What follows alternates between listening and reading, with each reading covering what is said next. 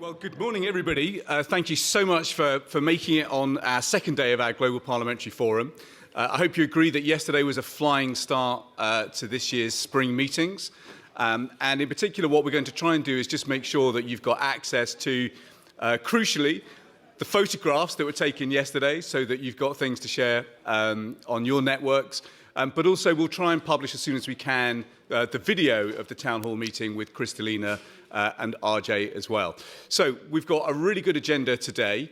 And so without further ado, I hope you'll join me in welcoming our moderator, one of our board members, Fadil, who is going to kick off and help us chair this session on good governance. Thank you very much indeed. Thank you.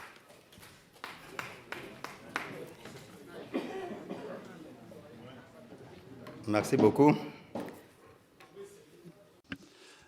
Thank you very much, colleagues. I am Honorable Alioum Fadil. I am a member of the Cameroonian Parliament, and it is an honor and a privilege for me to moderate this session, which is going to be about enhancing accountability and governance for better development results.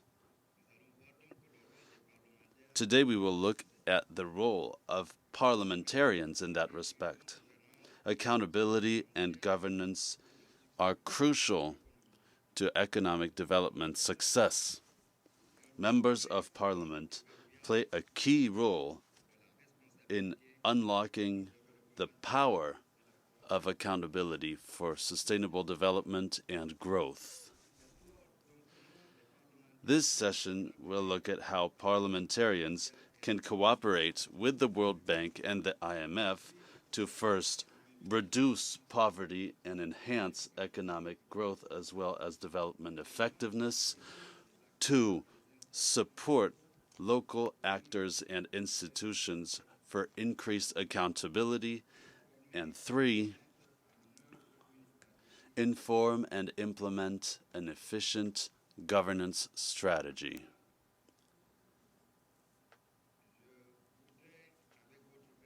To this end, with your permission, I would like for us to welcome our panelists today. First, I would like to call the President Kandia Kamara, Senator and Chair of the Côte d'Ivoire Senate. Madam Chair, welcome. Then, Ms. Orsolia Sekeli, representative of the World Bank.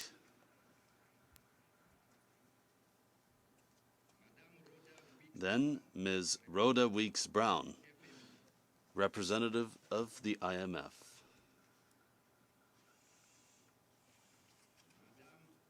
Ms. Nadashani Pereira, representative of Transparency International.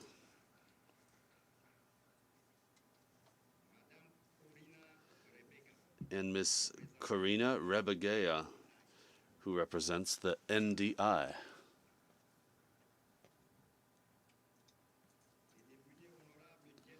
And I would also like to welcome the Honorable Jeta Statovci from Kosovo, the Honorable Yaroslav Zhelezniak from Ukraine,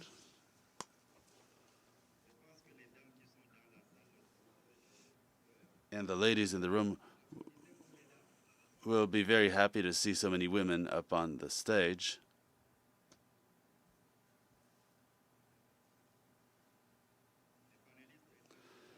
Now that we have all of our panelists, I would like to hand the floor over to the chair of the Côte d'Ivoire Senate, Ms. Kandia Kamara, for her speech. Let us give her a warm round of applause.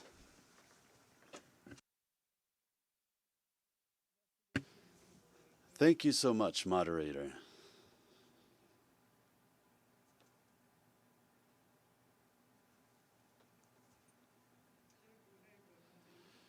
colleagues, fellow panelists, distinguished guests, ladies and gentlemen, dear participants.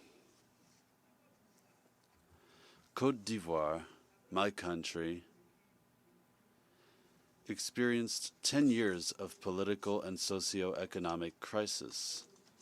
But since 2011, we have been returning to normalcy. President Alassane Ouattara, as soon as he reached office in April of 2011, has endeavored to restore the government's authority, to reactivate the inspection structures and organizations, and set up institutions in charge of good governance. Côte d'Ivoire is committed to a continuous process towards enhancing governance. We are endeavoring to guarantee transparency, accountability, and public management effectiveness and efficiency. This relies on a number of fundamental pillars, one of which is transparency. Côte d'Ivoire is committed to ensuring transparency in all of its actions by accounting for its actions openly and in an accessible way. To this end, the Senate has reviewed many of the government's ongoing work throughout the country.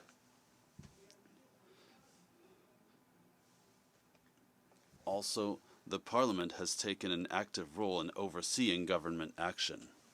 The second pillar is accountability. This, to us, is a non-negotiable principle of governance. Government officials should have to account for their actions and ensure that the people's best interest trumps everything else in every decision. Third is citizen involvement. We recognize how important it is to involve citizens in decision-making. We actively encourage citizens to get involved in politics and to make their contribution to shaping government policies and programs. Fourth is the rule of law. Côte d'Ivoire is trying to strengthen the rule of law by ensuring that the judiciary is independent, by combating corruption, and by guaranteeing respect for human rights and fundamental freedoms. According to Transparency International's corruption rankings, Côte d'Ivoire went from being number 154 in 2011 to 87th in 2023. This positive outcome was achieved through a rigorous anti-corruption policy.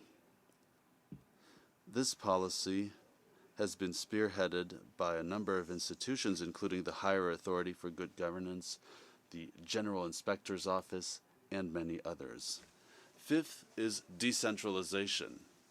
Côte d'Ivoire has been implementing a decentralization policy to give citizens more power over how local affairs are managed. We are trying to strengthen territorial governance and promote inclusive development throughout the country.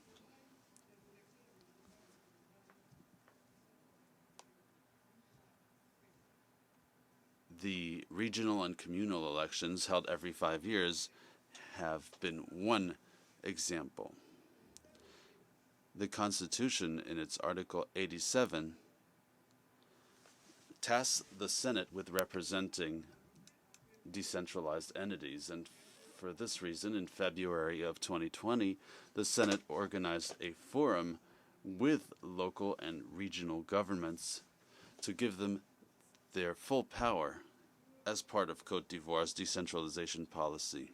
Ladies and gentlemen, we recognize that the road to good governance is a long one. It requires constant engagement and collaboration between government, parliament, civil society, and citizens. The Côte d'Ivoire Senate is determined to work hand in hand with all stakeholders in order to address challenges and seize the opportunities before us in our joint pursuit of a better future for all Ivorians. Together, we will continue building a stronger, fairer, more prosperous Côte d'Ivoire for the next generations. Thank you.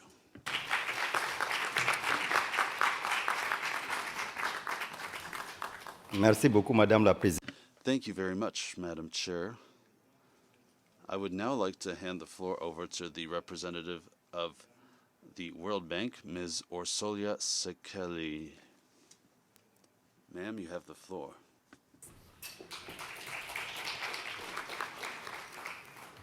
Thank you. What a pleasure to be here today, and it's an honor to speak after such prominent speakers. We are here today to speak about accountability. Accountability, why does it matter? It matters at the World Bank. We all aim to do the same thing, to deliver good for the people and to deliver good for the environment. Development does not happen without accountability. A bigger and better bank must mean that accountability is a central part of it.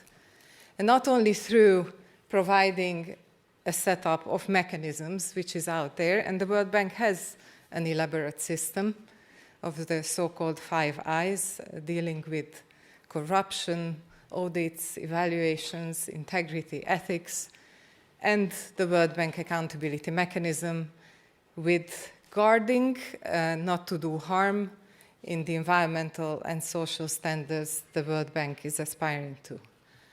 But that said, all this work is done at the operational level. There must be these mechanisms which make sure that when then harm happens, that those voices who are affected, and these voices sometimes can be very poor and weak, are heard.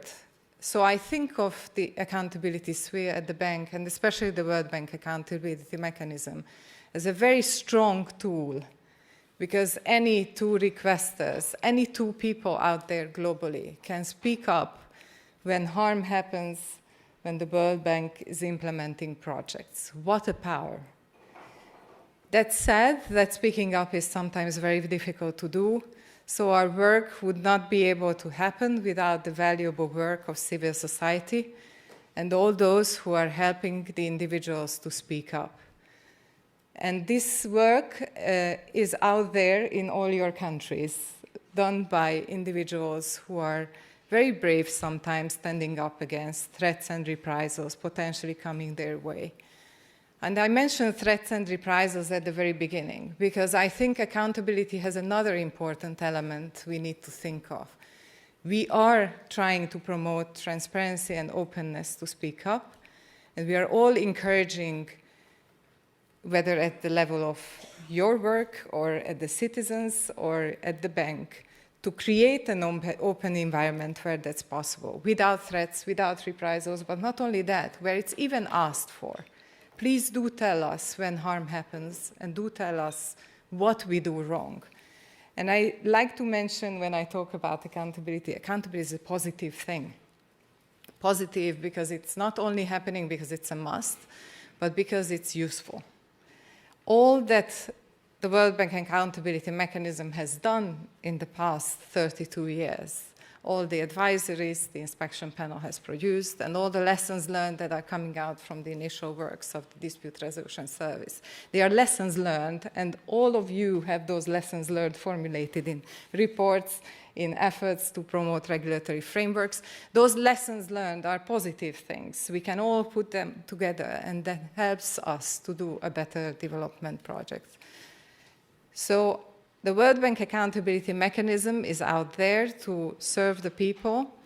It has gone through an evolutionary road, and for 30 years, its compliance tool has been very strong, which now, since 2020, has been complemented by a dispute resolution service, continuing giving that agency to the people to choose whether they wish to go for compliance or dispute resolution. And that agency is very important. The process is voluntary throughout, and when they enter dispute resolution, that's when, and I'd like to speak now to you as potential borrower countries out there, that's when the borrowers come into play. How important and how valuable it is when you enter into dispute resolution, that you as a country can take charge of the process and say, okay, how can we be part of this dialogue? How can we listen to our citizens? How can we promote solutions which are remedy focused? And how can we find solutions that help a quicker resolution of conflicts? We operate as is in very challenging environments, and it's sometimes even more challenging, and I see here representatives from Ukraine and Kosovo today. So I look forward to not hiding, but highlighting those challenges they all face. Accountability in this challenging environment is even more important. Conflicts are not there to hide these problems, but we are there to listen to them even more. And I come myself from a conflict background, so I think I understand how difficult it is to operate in these environments, but accountability is even more important there. And I would like to focus here today, and I won't speak for much longer, because I actually very much look forward to the panel and all the discussions we are going to have. But I would like to start off our discussions and encourage you to start off our discussions with that strength that your parliamentary network and our networks bring to this field today.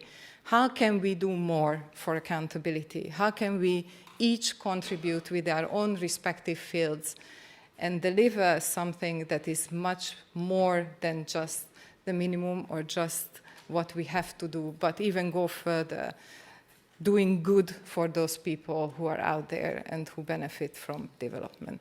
Thank you very much.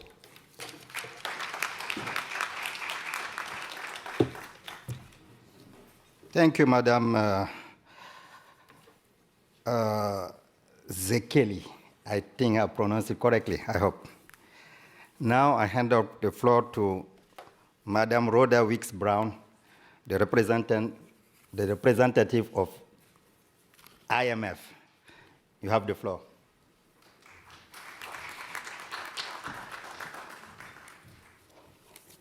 Thank you, Chair. Good morning.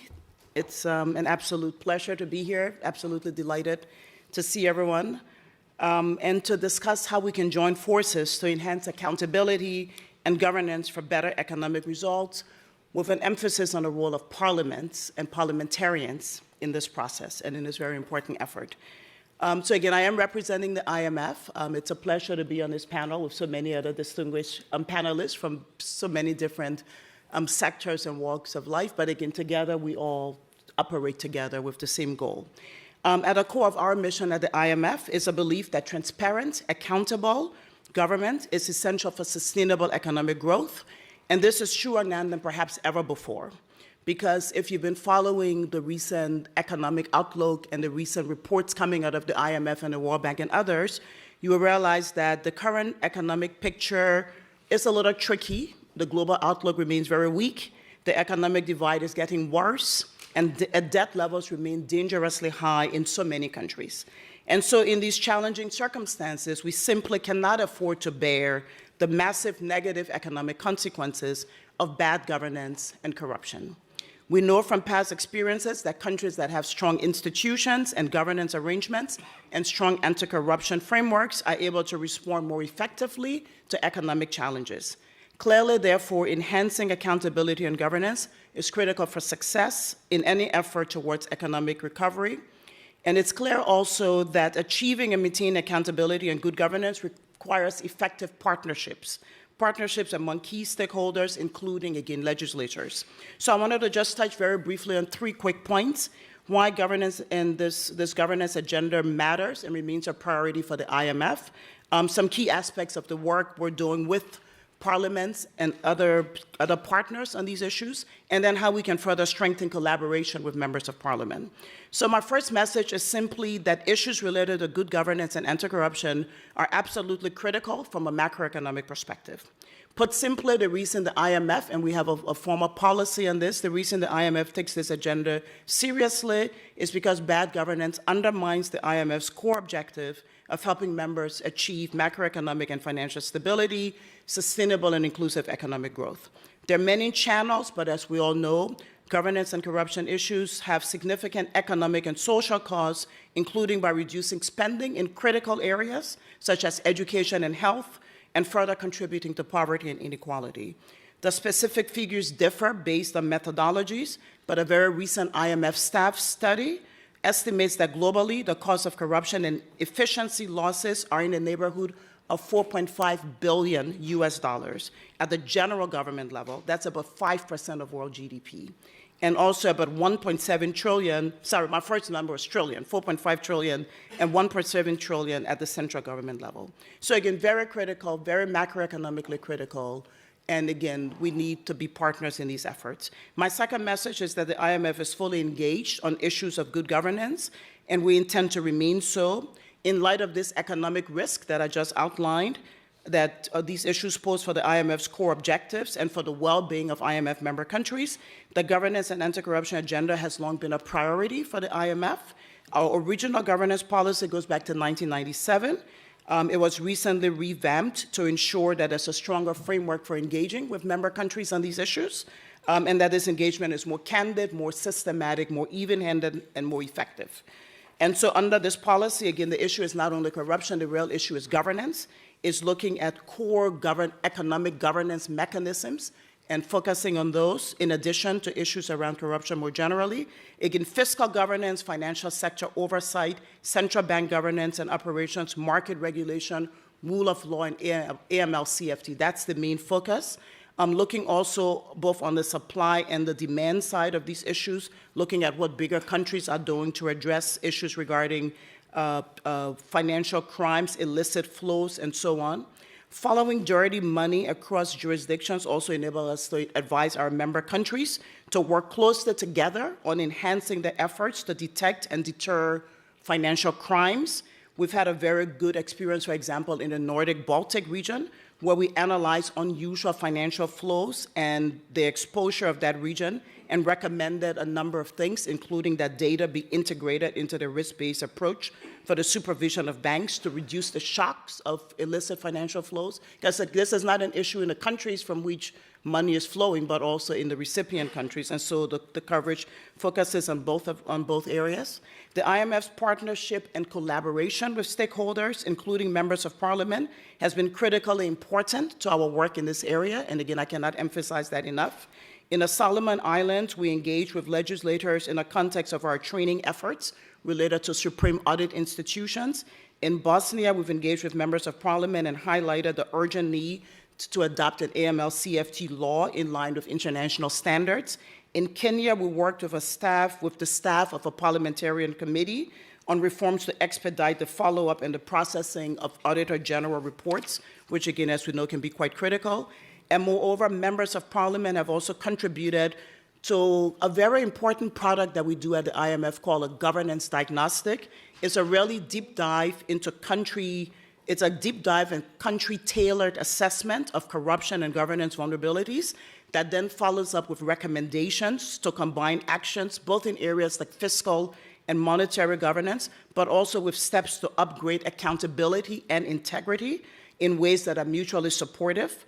These diagnostics rely very heavily on local expertise, on deep understanding of the local political and social and traditional factors, and oftentimes, again, done closely, including members of parliament, civil society, and other actors. These assessments help to develop then, as I said, more tailored and sequenced plans that are then implemented over time. We've done 15 of these diagnostic reports to date. Most recent ones have been reports for Mauritania, Cameroon, and Sri Lanka that have been published recently. And so, again, parliamentarian involvement in these kinds of issues can really help to enhance governance and accountability. by your active engagement in budget and other public financing processes. And indeed, the IMF believes that this budget oversight function represents an important check and balance mechanism for the management of public resources. Our experience also shows that for the legislative oversight to be effective, information must be accurate, sufficient, and timely. And here, statistical, financial, budgetary reporting up to international standards is also critical, and something that we put a lot of emphasis on in our capacity development. Parliamentarians can also play a really important role in promoting debt transparency, a really critical issue as more and more countries, particularly low-income developing countries and emerging markets, currently face multiple very significant debt challenges. Debt vulnerabilities are exacerbated by hidden debt, which can have significant negative macroeconomic consequences and impacts and distortions. Parliamentarians can help to promote debt transparency, and again, I know many of you are looking at these issues, for example, through laws that mandate better debt disclosure.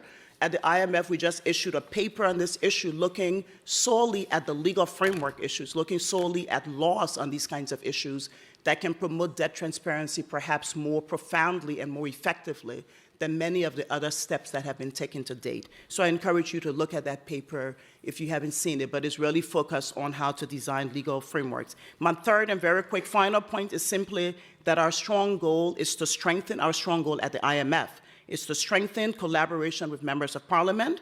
A recent IMF Executive Board review of our governance policy identified a need to build ownership and to increase accountability and public participation has been critical for successful and sustainable implementation of reforms.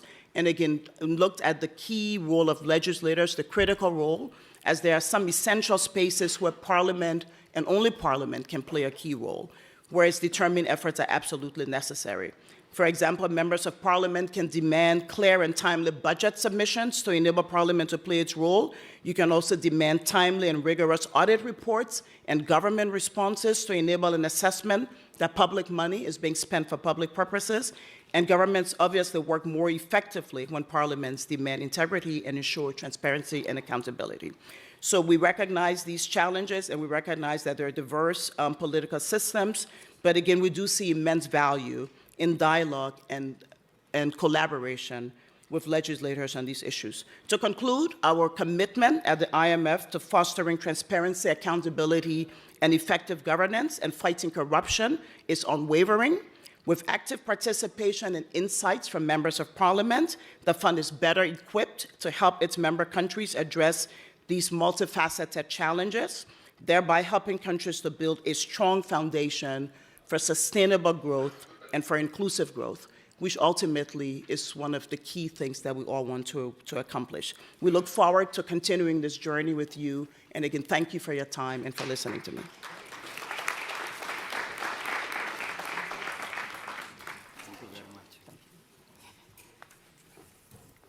Thank you very much, Madam Rhoda Weeks-Brown, the representative of IMF. I now hand out the floor to Mrs. Nadishana Pereira for a speech. Thank you.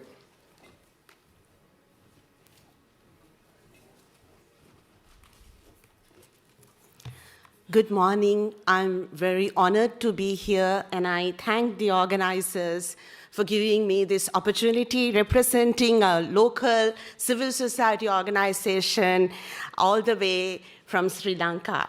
Thank you. So today I have a message, a very particular message for you as parliamentarians from around the world. Please don't think that I am preaching to you.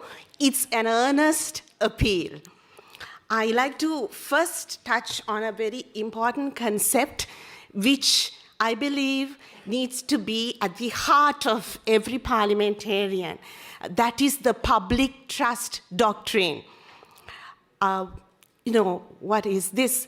It's your role. It's the idea, the concept that the people who vote for you, they've entrusted the country, the resources in your hands to look after the resources on behalf of the people, on behalf of the current and future generations, to make critical decisions regarding public finance, public resources, in the best interest of the country. So in other words, you are trustees, you are stewards of the nation in which you represent.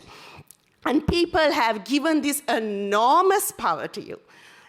On behalf of them, they can't all be in parliament, but you are their voice, and they trust you to make these decisions, always choosing the best interest of the people, not at all at any point that this power should be used for personal enrichment.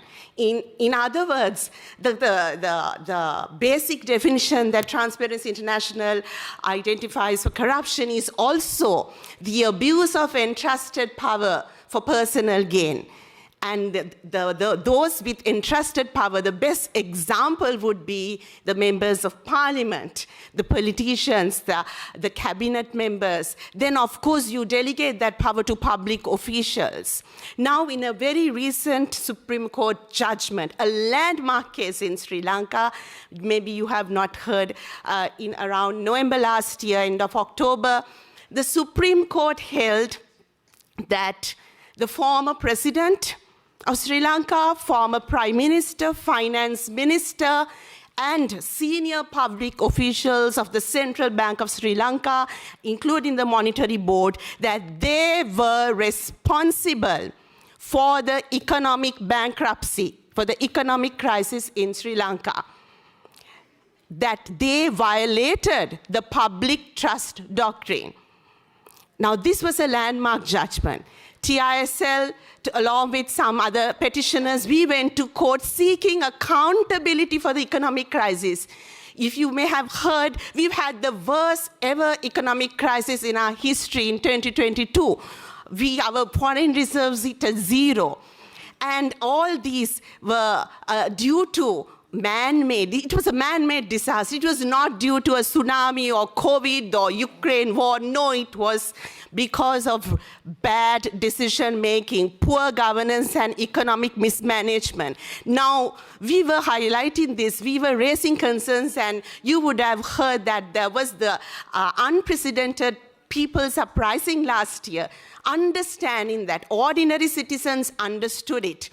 And they went to street and did the most beautiful, peaceful protest Sri Lanka has ever had, mobilizing a whole lot of people, going on for months and months with one slogan, saying, we want accountability for this crisis. We want to eradicate corruption. We want a systems change. And they demanded the resignation of the then president, and they got it. And then this case happened later on, and this judgment came establishing the concern that the point that they were accountable. Now, this accountability translates to parliamentarians as well.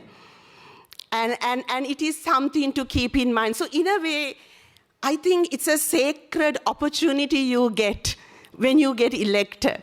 So, because you can make decisions that can have wonderful, life-changing impact at ground level, or actually you can get caught to the politics, maybe what the party says, and maybe you vote for something else which can have detrimental impact for years to come. So in this context, I want you to really consider the public trust doctrine and know that people are rising up to this understanding, and there will be accountability that is sought at a very high level. So my appeal to you also then, from a personal point of view, for each and every one of you as members of parliament entrusted with enormous power, practice transparency, practice accountability in your specific role. Are you transparent about the parties who are funding you, campaign financing, political financing? Are you transparent in regard to your assets and liabilities? Are you transparent with regard to the decisions you take, the projects you implement? Are you honoring the right to information law in your country? Are you enabling, are you accessible to the people who voted for you? Are you ready to answer them and take responsibility when things go wrong and say, yes, I take the responsibility. My team messed it up, but I take the responsibility. Now, this, it's starting from your personal social media accounts to your official accounts. There are lots of ways at this time and age for you to share information with the people. Whether the country's law makes it mandatory or not, you can publicize your asset declarations. You can publicize information regarding who is funding your campaign. This would set a really good example for the others to follow. It has to start somewhere. And you will be recognized by people as, a different member of parliament. He or she is willing to be held accountable, is transparent, is fine to be questioned. So, and also, there are other concepts that help to bring in transparency and accountability to the system, to the way things are done. For example, participatory governance. From local level to the national level at different, whatever the structure in your country may be, you can promote and implement methods to ensure participatory governance. Now, what do I mean by this? If you take budgeting, a huge area where sometimes there's opacity and lack of transparency and accountability is budgeting, at least our part of the world. And you can get people involved in the budgeting process, in the budget cycle, and the priorities are chosen, and they know what goes in the budget, and when it is spent or not spent, then you're answerable. And also in policy making, in decision making, there are people, the marginalized people, the people who will get most affected, the voiceless, you can get them involved. And it's not so difficult to do this. There are community leaders, there are civil society organizations that will happily mobilize these people and bring them to you to give you different perspectives on what kind of policy, what kind of program is needed in their area.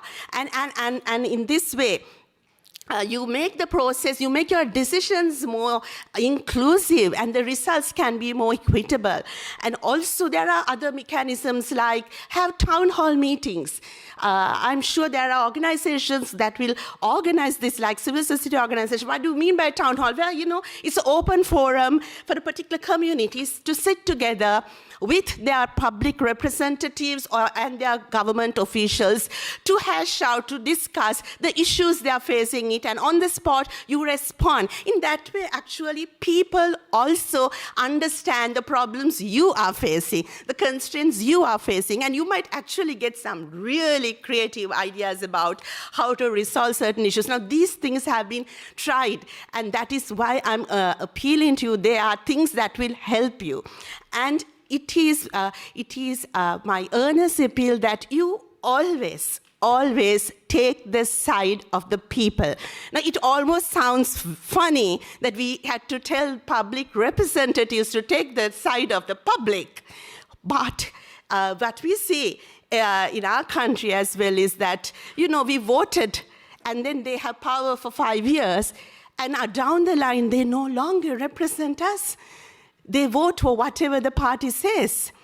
In fact, with terrible results for people. And we are held helpless in that situation. If you are with the people, always championing that their democratic rights be protected, that civic space is not touched, that there is transparency and accountability within your party, within the ministries and other work, then people will also understand and start trusting you. Now, in our part of the world, there is a trust deficit, so this is one way you can bridge that gap. So I hear that my time is up, so thank you very much.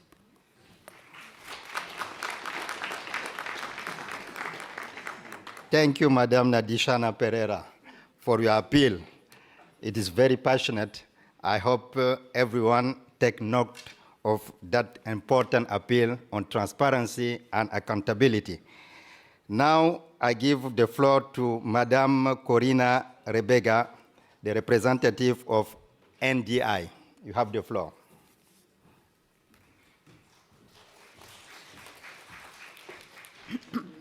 Thank you very much, and good morning. It's a pleasure to be here today with all of you.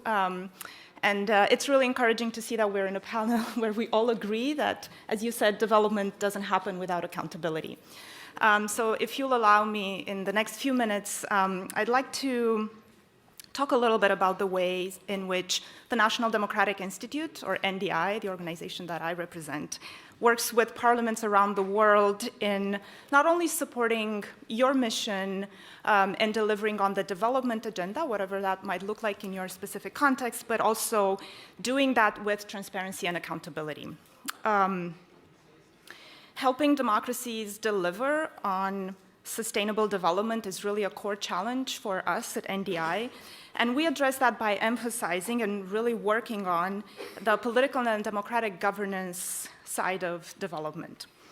One core issue for our work is to ensure that countries, that democracies, have the ability to deliver the public goods and services that citizens need, and in doing so, also building citizens' trust in institutions, and we've heard a lot already about that.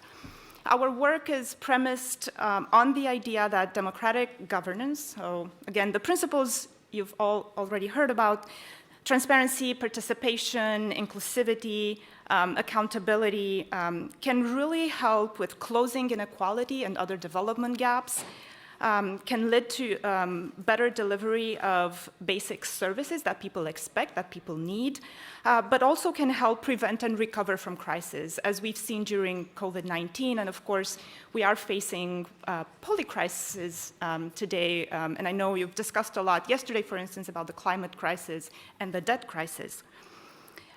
Helping government institutions and parliaments listen to and understand the needs and concerns of citizens and ensure that no one is left behind is why our institution exists. And we believe that by including those voices and listening to citizens, there will be better policymaking and stronger oversight.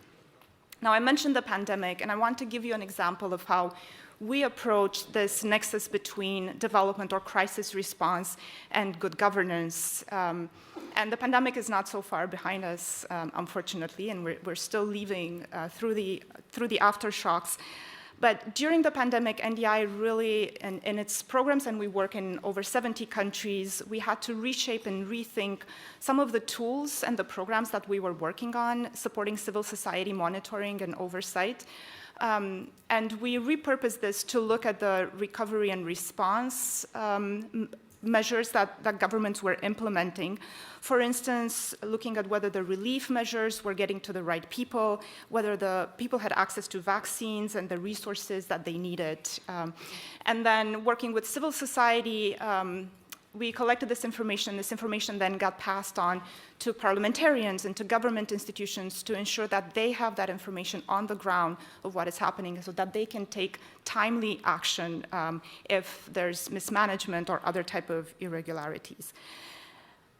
And also during the pandemic, I think we really saw the role of parliaments. And other speakers have already referred to how when there is good governance, you really see the development impacts. But the pandemic was very challenging for all of you in doing really just basic functions of parliaments. But what we saw was that in countries where parliaments were able to convene, were able to discuss transparently the recovery measures, were able to exercise oversight of what the government was doing to ensure pandemic relief, were able to get reports from the audit institutions and other oversight bodies, then the results were better. People were having access to the resources they needed to survive through these hard times.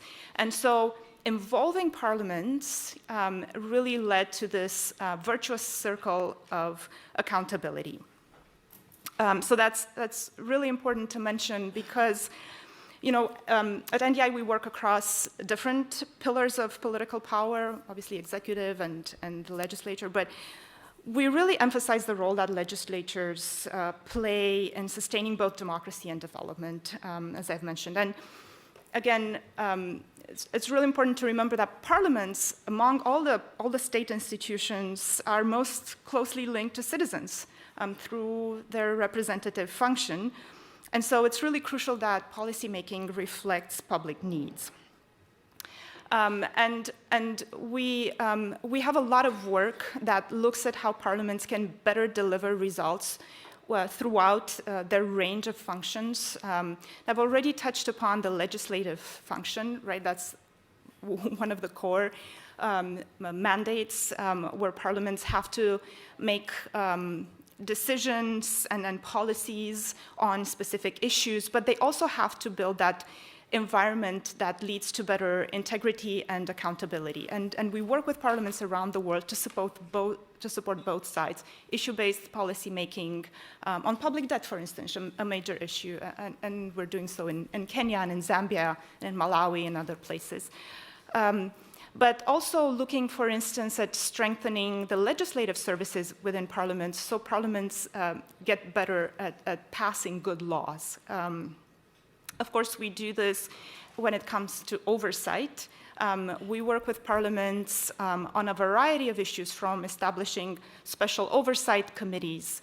In Sri Lanka, for instance, the Sri Lankan parliament has 17 issue-based oversight committees that NDI has worked to support and strengthen.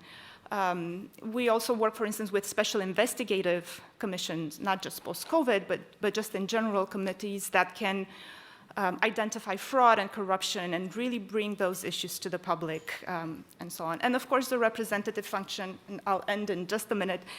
And this is really important, and we've heard before the role that civil society needs to play, not just in monitoring and exercising democratic oversight, but civil society can really be a supportive actor in your work as well.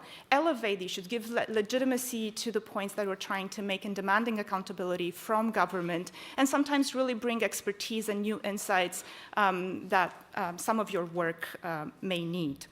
And we realize that none of this work is possible without really having the infrastructure that you need, the support infrastructure. So we're not only looking at the political side or the policy side of things, but also what resources do parliaments need to actually perform their roles. So we do a lot of institutional strengthening as well. Working with the special services in parliaments and support for committees and research and public budget offices. Just understanding that parliaments need those resources and also that in some places they're really challenged in their work and that sometimes there isn't enough political space for parliaments to actually be part of those checks and balances. And finally, I actually want to commend the organizers for organizing this forum and bringing parliaments and parliamentarians into the discussions that are taking part this week and then they're shaping so many future policies globally. And in our work, we advocate for and support parliaments to engage in regional and international fora and participate in peer networks like this one so they can learn from each other, but also bring the concerns of their constituents closer to where some of these very consequential decisions are made. And since regional and international institutions like the IMF, like the World Bank, through their different programs, become part of a country's policies and decision-making and really the accountability ecosystem, I think parliaments need to be able to have a say in and effectively oversee those processes as well. So thank you for inviting us. Sorry I took too much time, but please consider us a partner in your work. It's a pleasure. Thank you very much. We are running out of time, and I would like to now give the floor to two members of parliament so they can tell us about the perspective of their countries. Please take 4 to 5 minutes maximum each. Now I hand over the floor to Honorable Jita Statovski from Kosovo.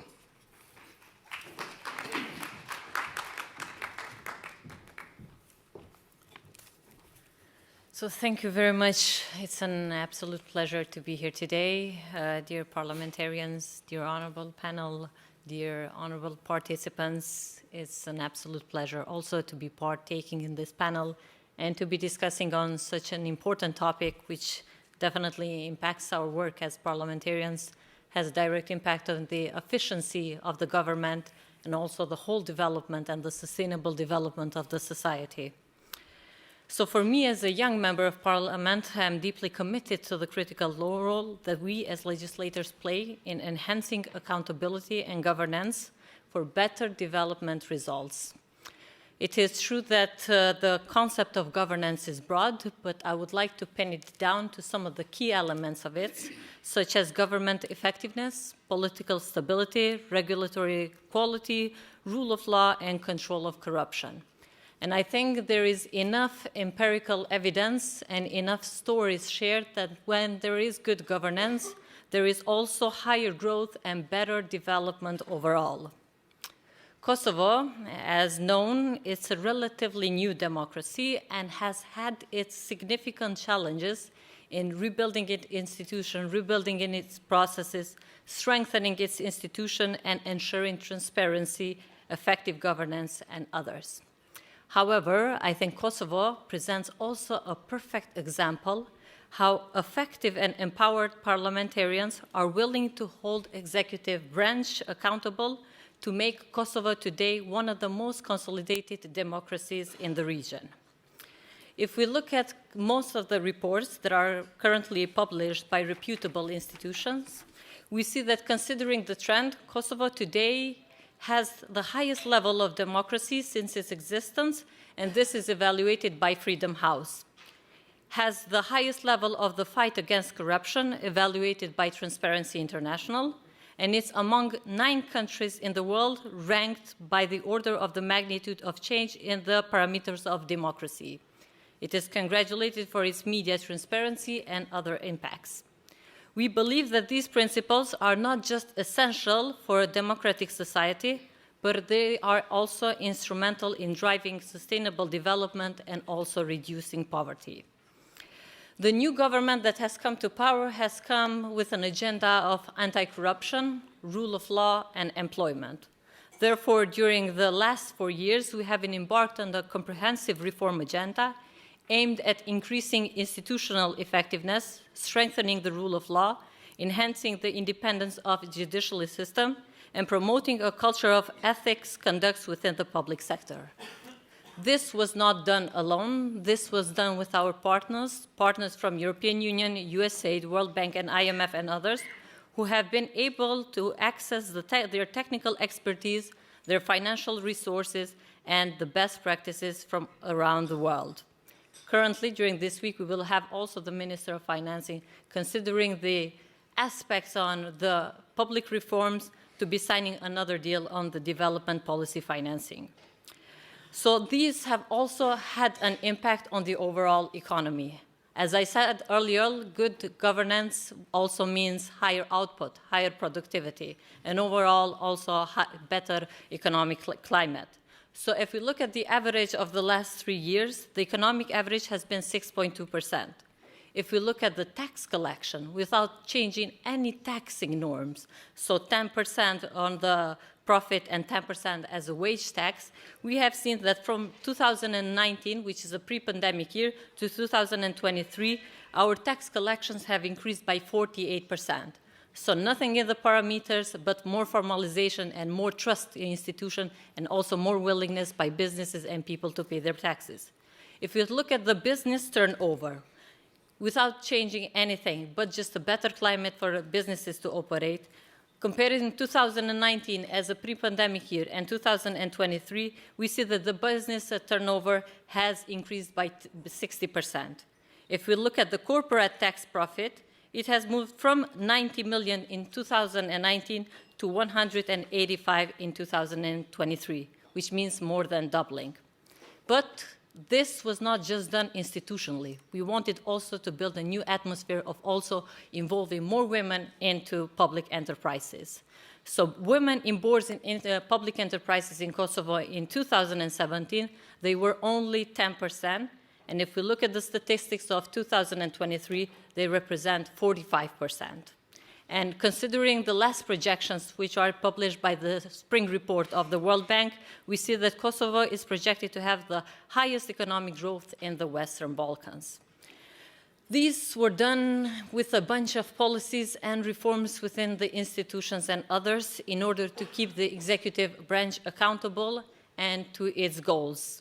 This was done also with a lot of plenary debates and a lot of periodic reporting and parliamentary questions.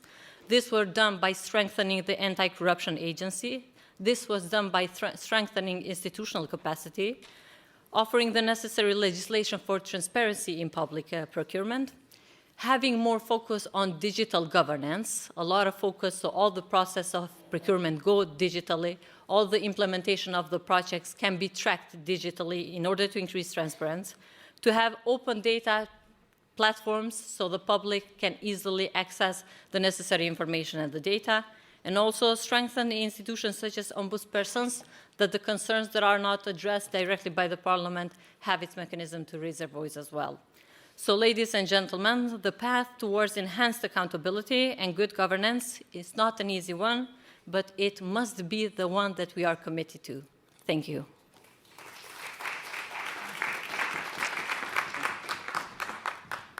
Thank you, Honorable. The last to intervene is Honorable Yaroslav from Ukraine. You have the floor.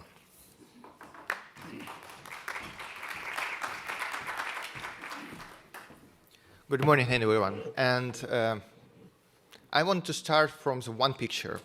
Next slide, if you can. It is our parliament. It is a building of our parliament where we work still from the first day of the full-scale war. The problem is one. This is a glass dome and a glass roof. It is not very secure during the Russian missiles and Russian drones in the air. But still we work there and have made more than 5,200 votes from the start of the full-scale war. Why it is important for us? Could you make the next slide? Because it is not only the matter of accountability or even development, or at least rebuilding. It is the matter of surveillance of our country. And on the second year of the full-scale war, our growth come back to the 5%. Our inflation is lower than 5% target. We have the highest international foreign reserves, and we're thinking about our rebuilding. At the same time, having one of the biggest war in the history of this century. Could you make the next slide? How it's worked during the full-scale war. We are gathering taxes, customs, privatization revenues, and all it, including the internal debts, is going only for one spending. It's military spending. All our taxes is going to the salaries for our soldiers. That's why when somebody is evading the taxation, he's not stealing from the budget, he's not doing the bad for the country, he's stealing direct from the pocket of our soldiers. And that's why, even from the first year of the full-scale war, we are gathering more taxes than we are planning in the peaceful time. We're increasing our accountability, we're increasing our fiscal discipline, we are changing our institutions, and we are doing it together with our partners, international financial organization. Could we make another slide? And one more. As I said before, all taxes is going just for military spendings, and that's why we are totally counting and dependent on international support. This year, we need $33 billion to pay salaries for our school teacher, to pay some pensions, at least to cover some other spendings except the military things. And that's why it's our work as a parliament to bring this money to Ukraine. How it's work? Next slide. We have 4 programs. IMF programs, which we successfully have done 3 reviews. a DPL from World Bank, Ukraine facility from European Union, and we hope soon, I hope this in the end of this week, we will have also US obligations. And as well, we want and will be the member of European Union. All it's not only the nice programs, it is a lot of conditions. Just from the end of this year, we have to implement more than 430 conditions. And our parliament has to vote it more than 50 laws in the first and the second reading. Come back to the glass dome and you understand that sometimes it took too long, but we are making it. We are moving fast. We have approved more anti-corruption measures than in the peaceful time. There is my colleague, the head of the anti-corruption committee, Anastasia Radina. And you have mentioned about the e-declaration. In Ukraine, we have the strictest rules for declaration. And in this year, in the end of the previous year, we have restored the declaration for all public officials. Despite the security reasons, it should be published and it's very, very strict. So the same with corporate governance, the same with other bills. Next slide. Coming back to the parliament assistant and supervision and so on. During the peaceful time, it is a very important and necessary step. During the full-scale war, it's, as I mentioned before, it is a matter of at least of survival of your nations. That's why our parliament was in the beginning one of the youngest in the world.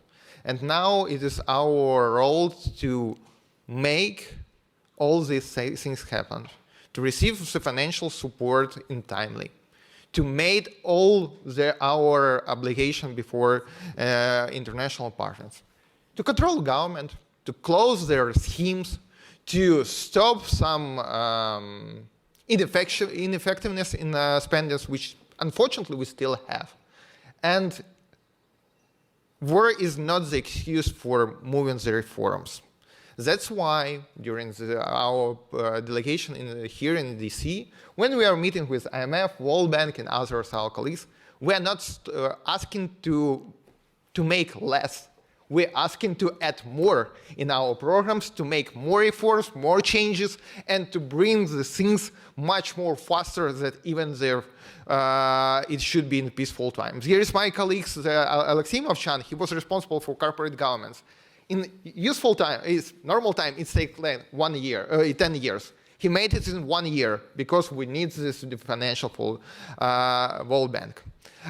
Last but not the least, I want to show the one example, next slide, it will be the final one, that how it works even during our parliament, when at least for one temporary investigation commission could bring like $3 billion just to find ineffectiveness in some spheres which we already have checked. That's why, finishing my speech, I want to thank first of all our partners for support and to you give us, my nation, the chance to survive. And wants to come back that sometimes, especially in the hardest time for your country, the parliament role and the role of MPs who are gathering here is one of the most important which you could do for your country. Thank you. Thank you very much, dear colleague. I would like, if you allow, to congratulate and let's applaud all the members of the panel who spoke to us this morning as to strengthening responsibility and governance for better results in government and the role of parliamentarians. Before moving on to the Q&A, I know that we have learnt a lot this morning and we have all taken notes. And on my side, I noted that MPs can cooperate with international financial institutions such as the World Bank, the IMF, and Transparency International by taking an active role in the development policies, which involves developing regular consultations with those institutions and to consider the proposed policies and to assume greater responsibility in their implementation. In the fight against poverty and to bolster economic growth, parliamentarians can also work hand in hand with those institutions in order to promote inclusive and fair policies such as social targeted programs and investment in health and education. As the IMF mentioned, parliamentarians can also supervise spending in order to make sure that it benefits the poorest. To support the local institutions and the local stakeholders, parliamentarians can promote decentralization and build the capacity of local governments to ensure better governance and greater responsibility. And this could lead to legislative reforms aiming at increasing transparency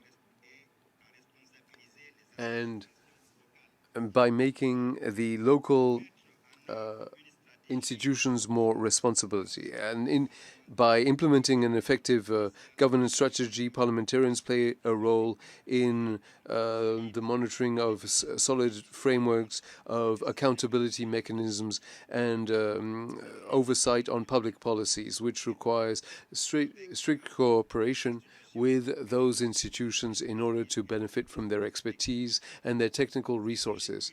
So this to summarize, but before giving the floor to the members of the public, I have myself one question that I want to ask to the World Bank and the IMF, and maybe to Transparency International.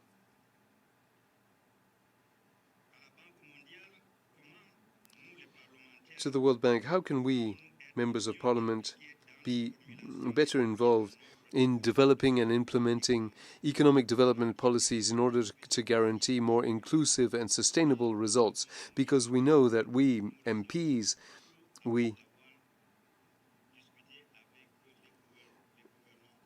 discuss with governments, but we're not involved beforehand in your negotiations. What can we do so that we can be involved as soon as you start discussing a program? And to the IMF, what are the obstacles to effective governance and greater responsibility at the local level? And how can those obstacles be overcome? And to Transparency International, how can parliamentarians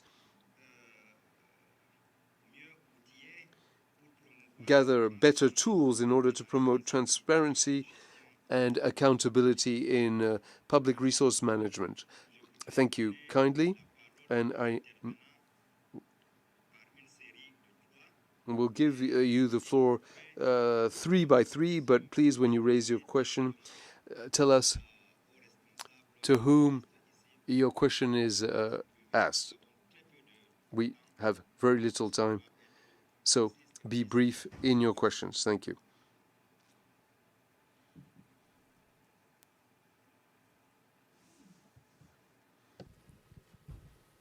I see Equatorial Guinea,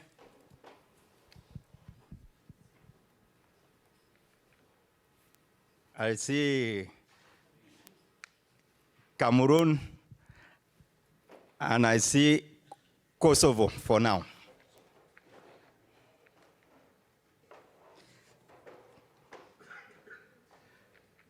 Equatorial Guinea.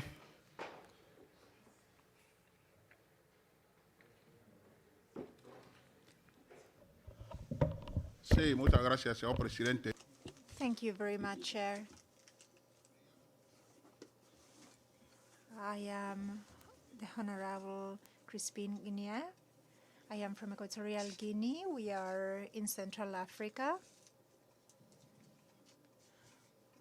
Of the 6 countries in that region, we're the only one that speaks Spanish.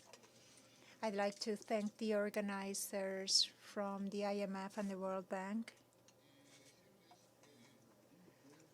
for this meeting. And I'd like to say that in Equatorial Guinea in general, the president preaches peace, because without peace, we cannot talk about development. We cannot talk about progress either.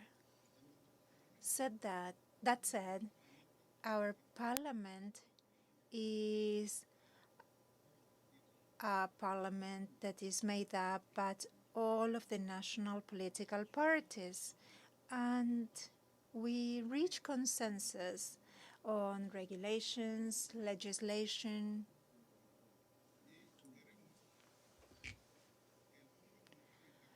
We want the IMF, since we are talking about accountability. Well, we are doing that. Our government is implementing this fight against corruption headed by the vice president of the country.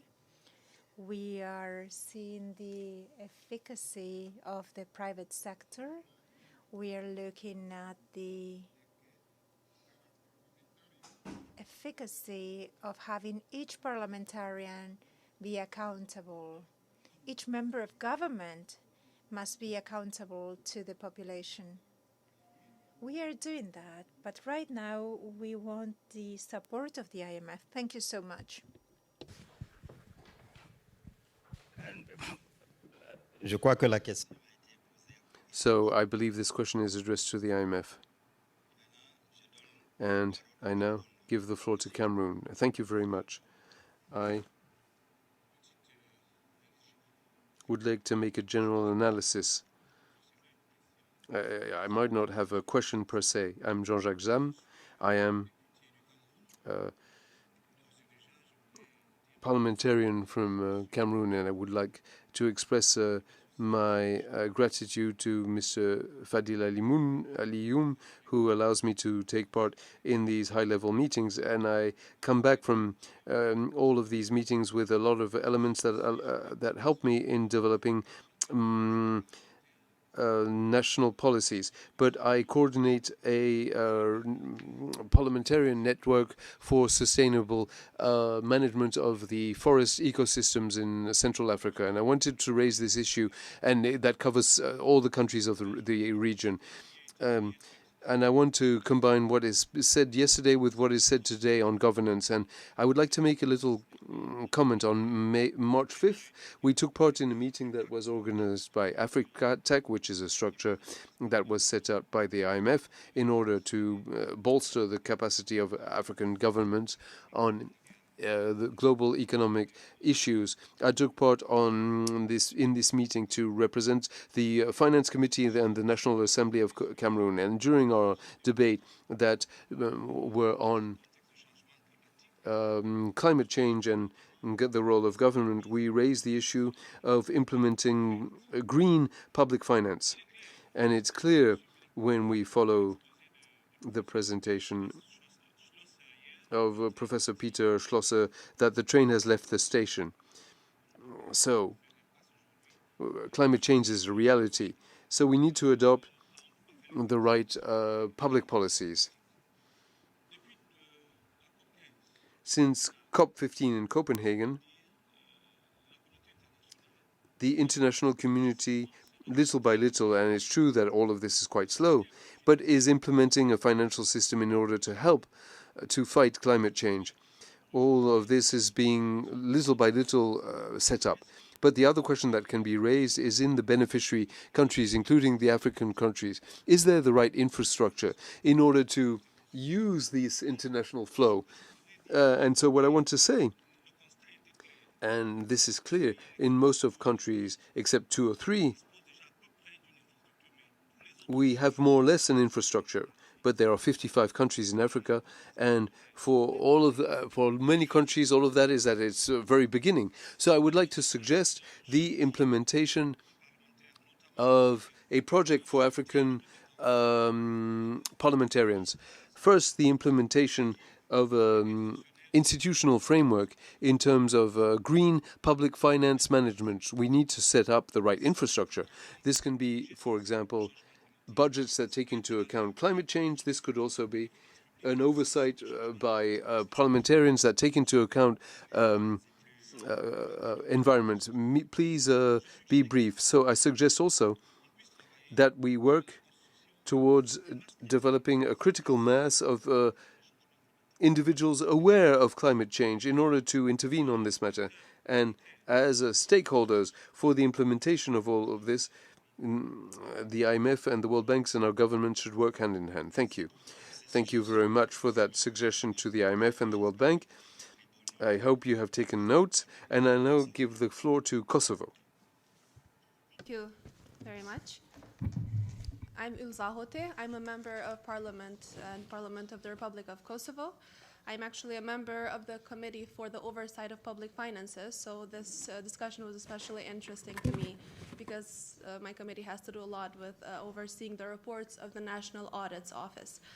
Ms. Rhoda actually mentioned the role of parliamentarians in even requesting specific projects to be investigated in a sense or to be audited by the National Audit's Office.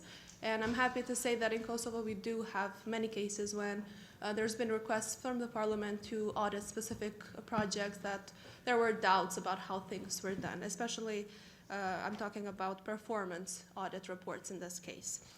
However, in many, as you know, in many countries we don't have the resources maybe that more developed countries have. So despite our National Audit Office being very professional and producing very good reports, those that they do produce them, they don't have maybe the capacities to produce or to respond to every request that we may have from the Parliament. So my question is specifically to the representatives of the World Bank and IMF. So how can these two institutions maybe assist us, or if you've done this already, how can you assist the National Audit Office of our different countries to be even more productive and increase the accountability of our governments? Thank you. Merci beaucoup. Thank you kindly. And after those questions, I will give the floor to the representative of the World Bank, and then to the representative of the IMF, because I believe that the questions were to those two. Madam, you have the floor.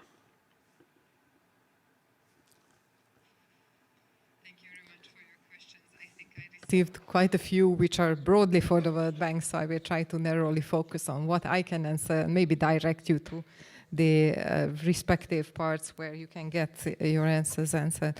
Maybe starting with the last, assisting national audits offices. As I mentioned, the World Bank has quite a complex oversight and accountability system within which the group of internal audit is one of the offices, and I think it would be worth getting in touch with them and asking these questions as a follow-up from them to be able to better answer. Then moving on to the engagement and the role of parliamentarians, I think it's key to separate within the World Bank the operational part and where you can get involved early on in overseeing how project financing agreements are signed, and worth separating the accountability part and the accountability mechanism where we observe how potential harms happen with regards to the environmental and social framework of the World Bank. And their returning complaint is lack of proper consultation. And what that means, even though the World Bank has in the project cycle stakeholder engagement, it happens very rarely that there is that effective voice heard early on in the project planning part. And I think when we receive complaints quite late in the process, so to say, then it's already quite an elaborate harm happening, or it's quite an elaborate conflict that we have. And just one of the examples, one of the first few cases in the dispute resolution function was from Nepal, where the conflict was more than 10 years old. So I think when we think of how to do better, it's not only that we need to learn from the lessons, but try to engage early in any potential harm happening and see what we can do better and how to encourage voices to speak up early on. Of course, the role of parliamentarians and local governance is facilitative in terms of awareness raising and also helping these voices to speak up. But it's also key when these conflicts are trying to be solved. And so another example I'd like to mention how key and crucial it is when an agreement is found in a dispute and remedy is identified between the borrower and the requesters, and then legislative processes need to take place to make those things happen, because these changes are not easy and often quite cumbersome, requiring a structural change in the public sector context. I think these legislative processes taking place quickly is quite crucial. So I just would like to bring in these various aspects of parliamentarians playing a key role, but I think it's also through this network that you can create an environment where speaking up is much easier, where transparency is a given, and where understanding these issues related to development and altogether the standards that are required to be developed through regulatory frameworks or through discussions is helping to understand early on these issues. You are there. We come in much later when we learn of the problems. But I think your presence is key in understanding what could be done better early on. So I hope I answered the questions. If I've forgotten something, please let me know. Super. Well, thank you, and thanks for your attention, and then thanks for all of those great questions. I'll do the best I can on my side to answer them. Maybe I will start also with the last one, the question on supreme audit institutions from the legislator from Kosovo. First, just to say we're huge fans of SAIs at the IMF. In some ways, they came to light during COVID when we were doing a lot of emergency lending, and those institutions played a key role because oftentimes we required audits, and in some countries, those kinds of audits, audits of procurement, of expenditures are done by the SAIs. And since then, we've been very focused on sort of supporting their use on these sort of governance, anti-corruption kind of efforts. We have actually a special CD program in my department, in the legal department, geared towards helping SAIs against supreme audit institutions. It's very small. We would like to do more. So on your question about, what can we do, what can be done maybe on the side of legislators, first of all, I would say for countries that don't have supreme audit institutions to consider setting those up. I think most countries do have them, empower them, let them play this huge governance role they can play. But second, maybe for those who want more support from the IFIs, maybe encourage donors to consider that a priority. We have a couple of countries that do support these efforts, but again, perhaps that could be expanded. Obviously, there's limits on what we could do, but I'm just saying fully on board, and we've seen them be very effective. I was just in Kenya, for example, meeting with the head of the SAI in Kenya, Ms. Katungu. She's amazing. And again, we meet great SAIs all over the world that are playing a really transformative role. So all that you legislators can do to support these efforts, I think would be truly helpful. Then going back to the first question, which was about, I guess, obstacles to civic involvement at the local level on governance and anti-corruption. I mean, I would think that varies very much from country to country. Many of the countries we go in, very active civic involvement. Again, I'm sitting next to a CSO from Sri Lanka, where very active involvement, at least with the IMF program in that country. In some countries, there's just not any civic space for civil society to engage. And so again, I think as legislators, you can play a role in that respect, because clearly an active civil society is good for all of us. I mean, do the CSOs always like the IMF? No. But do we like to engage with them? We love to engage with them, because that's the only way you get the sort of feedback that then enables you to reform. So just a way of saying, I think that's a very country-specific issue, but I think if legislators can encourage that, and then again, once CSOs exist, I find them to be very effective and very influential. Maybe the only other thing I can say is the other obstacle perhaps to these issues of governance and anti-corruption is it's a very long game. Again, you can see dramatic improvements, but it takes a long time. sometimes I think people lose patience, they lose energy. So I think we need to be mindful of that also, and just keep up the fight, because again, it's going to be a fight. But if we don't do it, then home. And the economic and other consequences are so huge. The Equatorial Guinea question, I'm not aware of the specifics of the case. I know we've done a lot of work with Equatorial Guinea, including, I think EG has one of these governance diagnostics even that I talked about. It's not unusual with IMF programs that there's a stop and then remedial measures are taken and the programs start again. I would imagine that would happen with Equatorial Guinea, but maybe we can talk bilaterally afterwards. I'm not aware of the specifics, but the fact that a program is stalled doesn't mean it can start again. And in most cases, they do once the right steps are taken. And then on the question about, the Cameroon question on green PFM, again, that's a major issue. And again, the need sort of grain-related reforms and adding grain to the standard things we do, I think it's a recurring issue. It's relatively new. The fund has been leading a lot of the work on green PFM, working with other partners. So just to say that's something we'll continue to support. I think it will be one of those areas where we'll probably do an increasing amount of capacity development over time, and hopefully, again, many of the countries in this room that have gaps will need to benefit. But we're all learning as we're doing. And green PFM is new. All of these green initiatives are new, but we're coming up to speed pretty quickly. And many of you will know, for example, that the IMF created about a year and a half ago the Resilience and Sustainability Trust, purely focused on climate-related financing.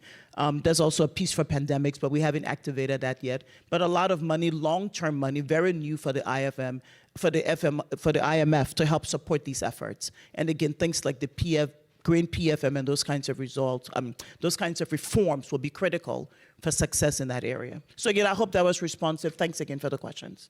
And thank you, Mr. Chair. Nous allons clôturer bientôt. Nous avons 2 minutes. Thank you very much. That was very useful. We're going to close very soon. We have only a few minutes left. So to close us off, I'm going to give the floor to Spain, Uganda, and then Zambia. Thank you very much. Suriname. Suriname. 2 seconds, 2 seconds. Quickly, please. Thank you very much. Allow me also to thank the panelists. My name is Frederick Angura from Uganda. I will be very brief and quick. Yeah. You've talked about infrastructure to support accountability, but for the case of some countries, and Uganda to be very specific, this support goes to the Auditor General and also goes mainly to government. But as far as Parliament is concerned, there used to be support that World Bank and IMF used to give directly to accountability committees in terms of resources to support them in the oversight role. Otherwise, the budgets that we get from our parliaments for specific committees to do oversight is not good enough to enable the committee to hold the government accountable, especially aware that government is a very big monster, that if you don't have the resources to support the committee, it becomes very difficult to hold the government accountable. So how I wish World Bank and IMF can reconsider the funding that they used to directly give the accountability committees to support and facilitate them in doing the activities on top of the limited budgets that we get from our parliaments. Thank you. Okay, Spain. Thank you so much. My name is the Senate of Spain.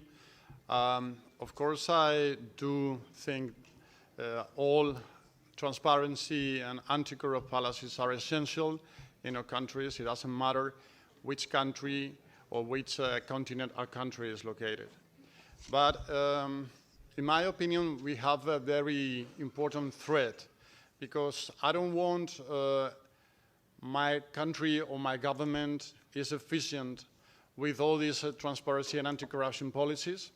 As a parliamentarian, what I really want is that my country and all the politicians are trustable for the mainly part of the citizens. So the threat nowadays is not inside the governments, but outside our governments. Sometimes all the social media, and especially with the fake news, are transmitting images and opinions against the legitimacy or the transparency other aspects in our nowadays day life in our countries. So I think we have to do something related to all these fake news created in other different countries, sometimes created by other governments with very specific intentions. And we have a very good example because we Europeans have a very concrete, important elections into the European Parliament, and we are now going to see how many people are creating fake news related to things like the European Union is useless and so on. So transparency is important, but now we have a new enemy, and it's always outside our countries. If we want to do it better, we need to work all together. Maybe the World Bank Group or the International Monetary Fund have something to say. Thank you. Thank you very much for your comment. The last, Suriname. Thank you very much. The question I have is, I'll start with a remark. The IMF and the World Bank exist because of all countries and all the people in these countries and what they believe of these systems and institutions. There is an issue of institutionalized discrimination and inequalities within the infrastructure of IMF and the World Bank Group. If I give an example, the SDR rights in the times of COVID-19 was upward. And also when you Google crisis in the world, you find Yemen, Ethiopia, Haiti, and also Ukraine. But today Ukraine is presenting how the World Bank Group and the IMF is somewhat more lower on their policies and systems to accommodate and support them within their efforts in this conflict. What I have as a question, how does IMF and the World Bank Group discriminate which country is supposed to be priority in times of conflict? And when we talk about climate smart financing, the countries that are facing the activities or the changing now of the climate impact, how does the IMF and the World Bank Group prioritize these countries within the system which is created? The Miss of IMF brought it up just moments ago. How does countries get to these facilities? Okay, thank you. The World Bank. Thankfully, again, I'm in a good position. We don't need to prioritize at the World Bank accountability mechanism as we are demand-driven. We respond to complaints, and we do that in a timely manner according to quite strict process timelines. So that said, there is absolutely no prioritization over one country or the other. Thank you. Well, so let me just go in the order. Oh, I'm hearing my own voice in my ear. No wonder. So, apologies. So starting in the order the questions were made. With respect to Uganda, the question from Uganda and support for parliaments, the IMF doesn't have the power to do direct lending to parliaments or any such thing. Again, we lend only to countries. We do have a very robust, again, capacity development program, as I mentioned earlier, which depending upon who in government does a particular role would be potential recipients of that. But again, it's CD, it's not funding. I mean, the parliamentarian network exists in some ways to provide broader support and engagement with parliaments, the parliamentarian network of the World Bank and IMF. But again, there's no direct funding for accountability committees that the IMF at least has ever done. But again, we do engage on a regular basis with parliaments, including on these accountability issues. With respect to the question from the parliamentarian from Spain, again, I don't know what to add to that. Fake news is a problem. It's a problem for all of us. It's a problem for the IMF. It's bigger than governance and anti-corruption, but really I don't have any any responses I can give there. I don't think it changes the importance of transparency and governance and accountability and anti-corruption, but it just, I guess, complicates the environment in which we do all of these things. And then on the question for the colleague from Suriname, for the legislator from Suriname, again, it's good you're raising these issues. I mean, needless to say, the IMF would not sort of agree with these issues around discrimination. And on the specific issues you raised, and the chair, I'm sure, is looking at me, I'll be very quick, but how a SDR is allocated, like many things in the IMF, it depends on the economic power. The IMF has a quota-based institution. It's like shares. So the smaller countries, economic-wise, have smaller shares. SDRs were distributed on the basis of shares. So for example, my country, I'm from Liberia, got a relatively small amount because Liberia's quota is like maybe 0.0 something percent. The US got the maximum because the US has like a 17% plus share. However, and this is important, the fund encouraged members that got the biggest amounts of quotas to rechannel these SDRs to other countries. And we've done a massive amount of SDR rechanneling. That Resilience and Sustainability Trust I mentioned earlier to finance climate is financed by SDRs that have been rechanneled from the bigger countries to go to smaller countries. So again, the system is based upon quota shares and economic institution, but we've been very creative in looking at ways to move the sort of resources around, and we'll continue to do that. And then on the questions around conflict countries, whether we can lend in a conflict country or not depends upon whether the country can implement those reforms. Again, it's the same across the board. We also have a lot of special facilities for a special facility and also emergency financing for post-conflict countries as well. Again, I'm happy to talk about it bilaterally if that's useful, but just to say these are things that are available to all members and without discrimination. It's a qualification criterion, but that's the only basis for those decisions. So let me stop there, Chair. I've greatly exceeded the time, I'm sure. Je voudrais à présent. Thank you very much. At this time, we can give a very enthusiastic round of applause to our panelists today. This was a very interesting topic, and we could have spoken much longer, but alas, there are other sessions. Thank you very much to everybody.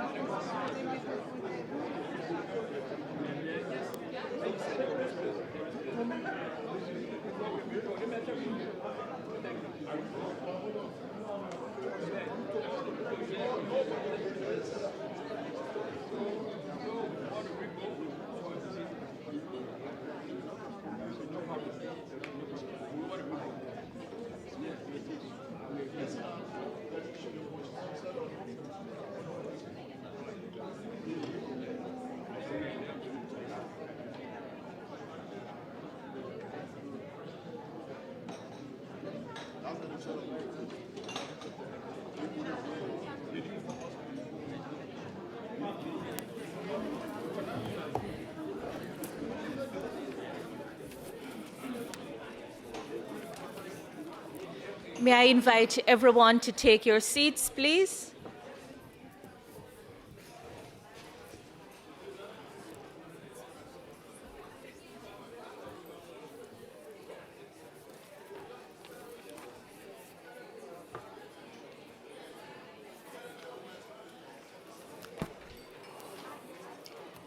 Dear colleagues, please bring your coffee to the table. The panel is already on the platform, and we have an amazing session coming up.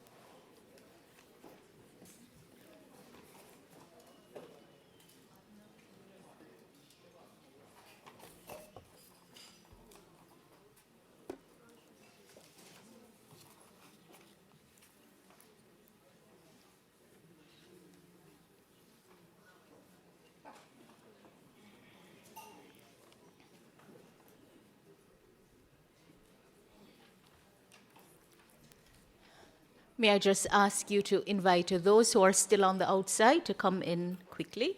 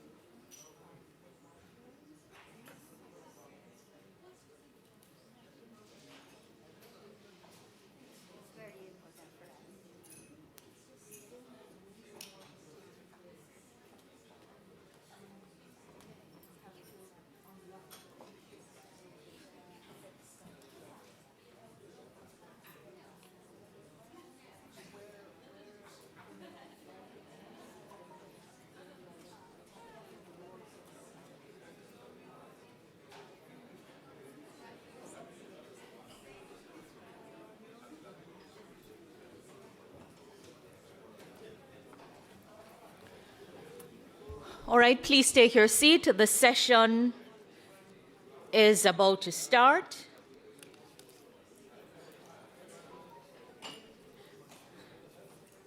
You may already know I'm Marlene Malahou-Fort. I serve as Vice Chair for the PN, and I'm delighted to be moderating this session on championing equality, empowering MPs to implement effective gender strategy.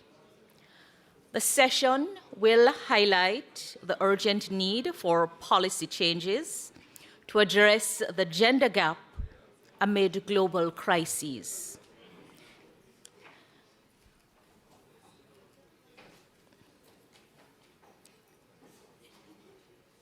We have an amazing panel lined up for you. So, colleagues, the verdict has been in for a long time. The evidence has shown beyond a reasonable doubt that a higher number of women in politics and political leadership is closely linked to greater legal equality between men and women. The work done by the World Bank also demonstrates that countries experience overall progress and improved performance when they have significant representation of women in political leadership. Increased representation of women often leads to the implementation of more laws that ensure equality and greater participation in women in the workforce. And I know that for all the men in the room, you'd be much happier if there were more women in the room with whom you could interact. So, our amazing panel is comprised of Her Excellency Beatriz Agrimon, I hope I have done justice to the pronunciation, Speaker of the Senate and Vice President of Uruguay. She will deliver the opening remarks, and she will be followed by the World Bank's Global Director for Gender, who has been leading an amazing work, and that is Hannah Brixey. Hannah will be followed by our IMF representative, Rishi Goyal. I'm not Rishi. Beautifully substituted, yes. And then we have Norma Liosa from the Women Business and the Law. And our MP panel comprises Sahar Al-Bazar, Vice Chair of the Foreign Affairs Committee from Egypt, and we will be hearing a little bit more about the work that Sahar has been leading. The Honorable Esther del Brio, Senator of Spain. The Honorable Daniel Molokela, Zimbabwe. The Honorable Karen Melchar, MP. Did I get that right? Somehow I feel like I may have chopped it up. And we have Amanda Ellis from the ASU. So in order to maximize the presentation, I will minimize my time at the podium until I come back to sum up. So, ladies and gentlemen, please help me welcome Her Excellency Beatriz Agrimon, Speaker of the Senate of Uruguay.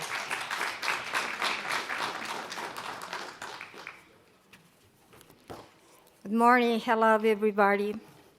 You know, I'm going to speak Spanish because it's my language, and I want to speak in Spanish because I speak with more passion.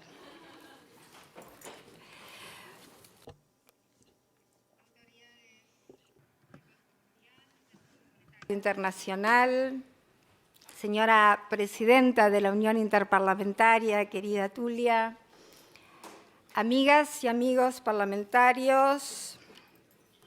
Dear friends, parliamentaries, first of all, I would like to express my gratitude because for the first time, the Uruguayan Parliament has been invited to participate in this network. We believe that it is especially important to be part of this panel. especially taking into account that those inviting us are the World Bank and the International Monetary Fund. We believe that that is a recognition and a real challenge in terms of empowering women MPs. I have very little time for my presentation, therefore I would like to focus on two premises that are truly important for me when we talk about these issues. When we talk about women's rights and women's empowerment, has nothing to do with political parties, has nothing to do about left-wing or right-wing political parties. It's about talking about human rights, and that's a premise, and therefore we need to make sure that we move forward advancing a common agenda. Something else that has been another premise for me has to do with the fact that not all women politicians, not all women MP understand the issue of gender the same way. Therefore, when we want to look for legislators that are women and that want to establish a strategic partnership, we need to look for those that understand gender the same way as we do. So we're going to look for MPs that are women, but also men that would like to join our common strategy. Having said this, it is obvious that in all our countries, more or less, we have a way of working, a way of bringing transformation. Women transform the place of work, the place where we study. We are committed to taking care of the land. Also, we have a behavior, specific behavior in terms of returning the money that we've borrowed. There are a lot of indicators that measure all these things in order to see what we women contribute to the GDP of our respective countries. However, poverty affects disproportionately women and girls in all our continents. This panel, this event is so important because we are at a very important moment. And that's why it's so important for the World Bank and the IMF to organize this meeting. It has to do with how we're going to have a strategic alliance in place to face this very serious problem. We need to solve it, and we need to do it with a strategic partnership in place with women MPs working together. And I'm talking based on my brief experience in 2000 in Uruguay. We have women from all different political parties come together, and we created a bipartisan group with women from both chambers, deputies, senators, from all political parties, like I said. And during that parliamentary mandate, we achieved a very important thing that has to do with enshrining women's rights.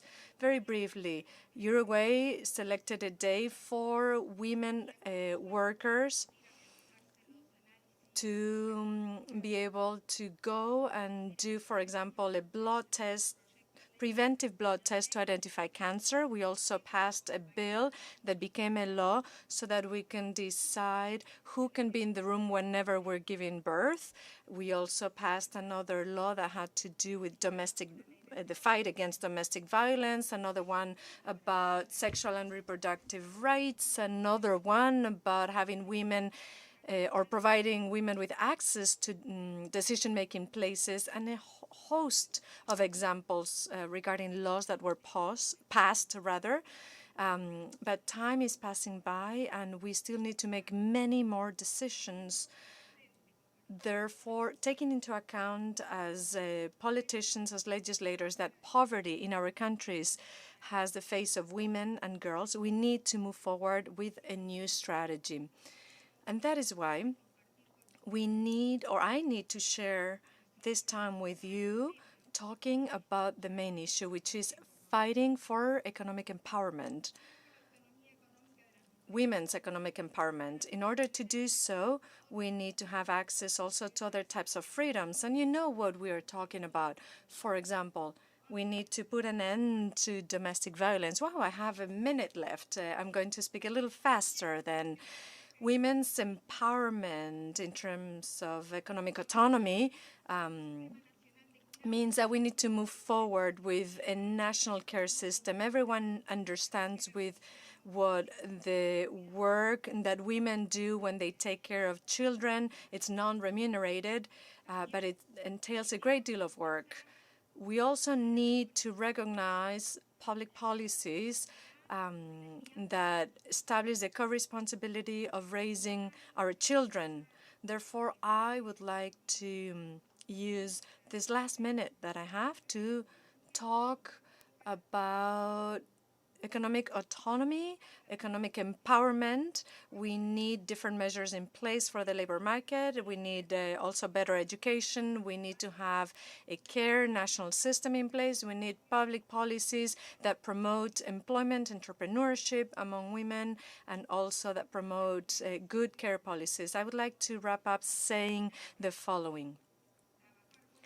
Working for women's economic empowerment as a public policy doesn't have to do exclusively with reducing the poverty rates among women. It has to do with reducing poverty rates also among children, and also improving the quality of life among our countrymen, because that way we also improve the quality of our democracies. Thank you very much. Thank you so much, Beatrice. Please help me welcome our next speaker, Hannah Brixey.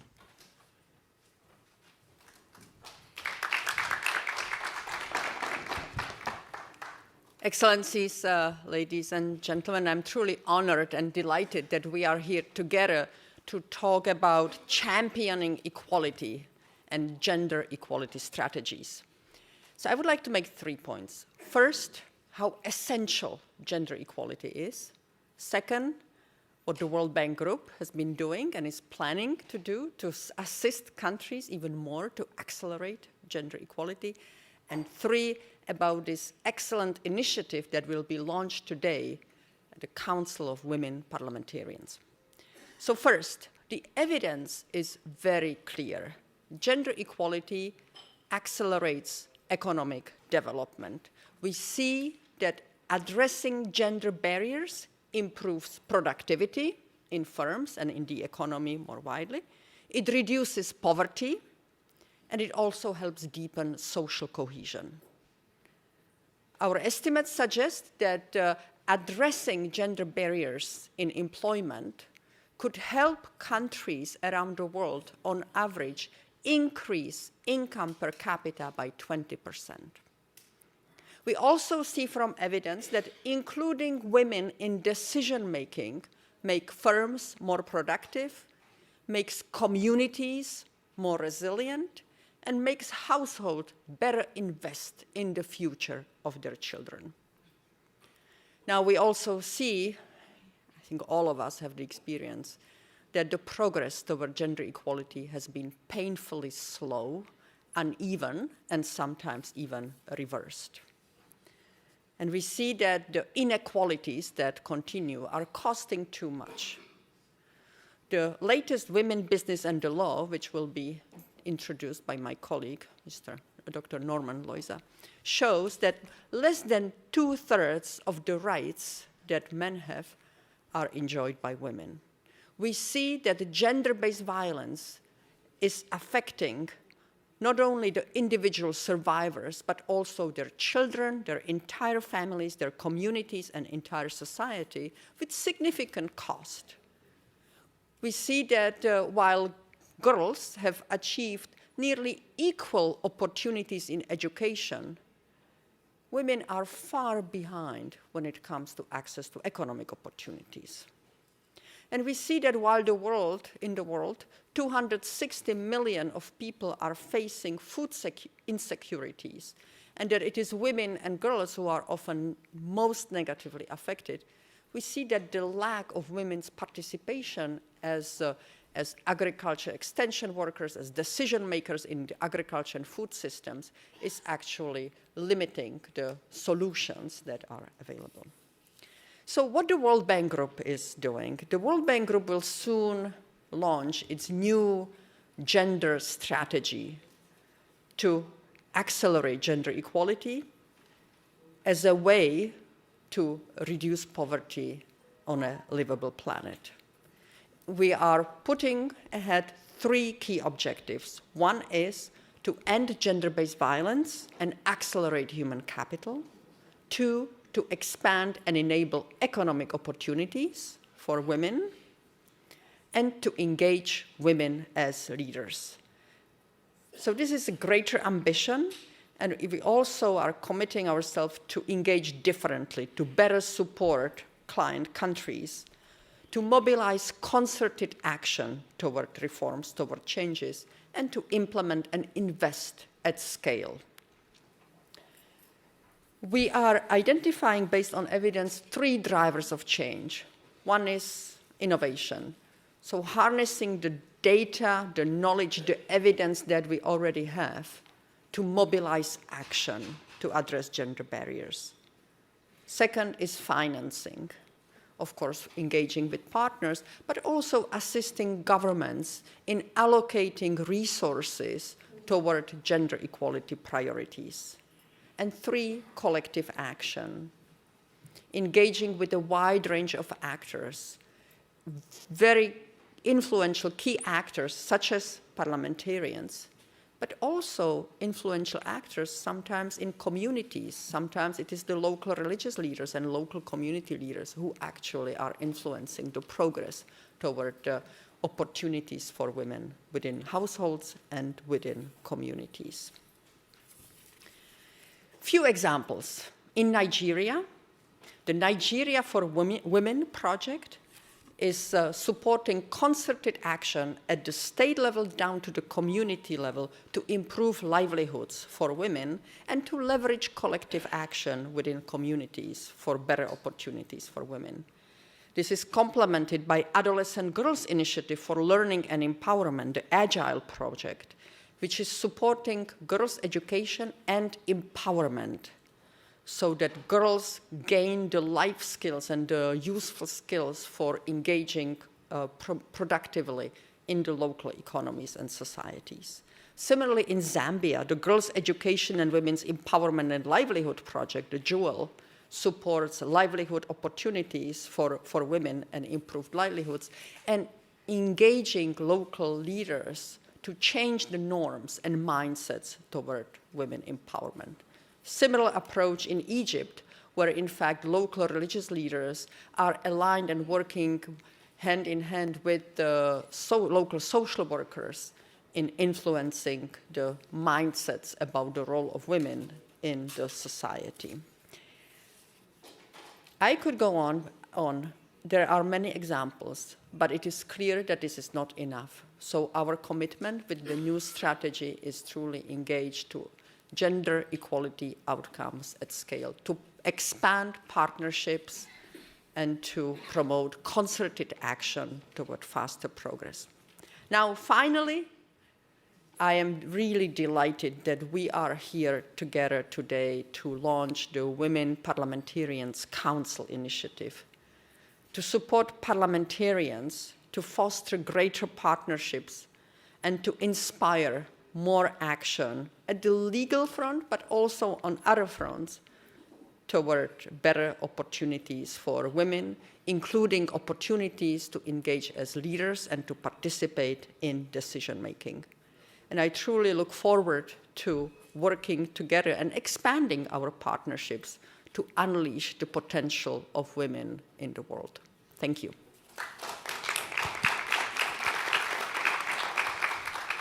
Thank you so much, Hannah. Exciting times are upon us. It is my pleasure to introduce Ms. Monique Newiak. Monique is the Deputy Unit Chief for Inclusion and Gender Unit, Strategy, Policy and Review Department of the IMF. Over to you, Monique. Thank you so much. And as you can see, I'm not Rishi Goya, as mentioned earlier. Hi. Distinguished audience, Her Excellency, distinguished panel, it's such a pleasure and honor to be here. And especially because Her Excellency and Hannah have made my job extremely easy now, because they already mentioned a number of statistics and facts that I wanted to highlight. So I'm going to quiz you a little bit within my 7 minutes that were allocated to me, whether you really paid attention to the facts. But in general, I would like to make 3 points. First, there is no single country in the world where gender gaps have completely closed. And without policy action, and this is what IMF research is showing, they may actually never close. The second point, very ably emphasized already, is that gender gaps are bad news, not only for women and girls, but also for societies and economies. And third, and this will be my call to action, is that it's really time that we put a gender lens on macroeconomic policy and structural reforms to really make a difference. Gender should not be a standalone issue. It should be integrated into our policy thinking. So maybe we'll start with the quiz then on the facts. There are obviously a lot of gender gaps in opportunities and outcomes and representation. Just want to mention 3 and see whether the countries know about their own statistics. There are only 6 countries in the world who have 50% or more women in parliament in single or lower houses. Where are my 6 countries with 50% or more representation? Rana, who else? Okay, so show me the hands. Where are the gender champions? Okay, all right, okay, thank you so much. Second fact, only 13 countries in the world have 50% or more female cabinet ministers that are leading policy areas.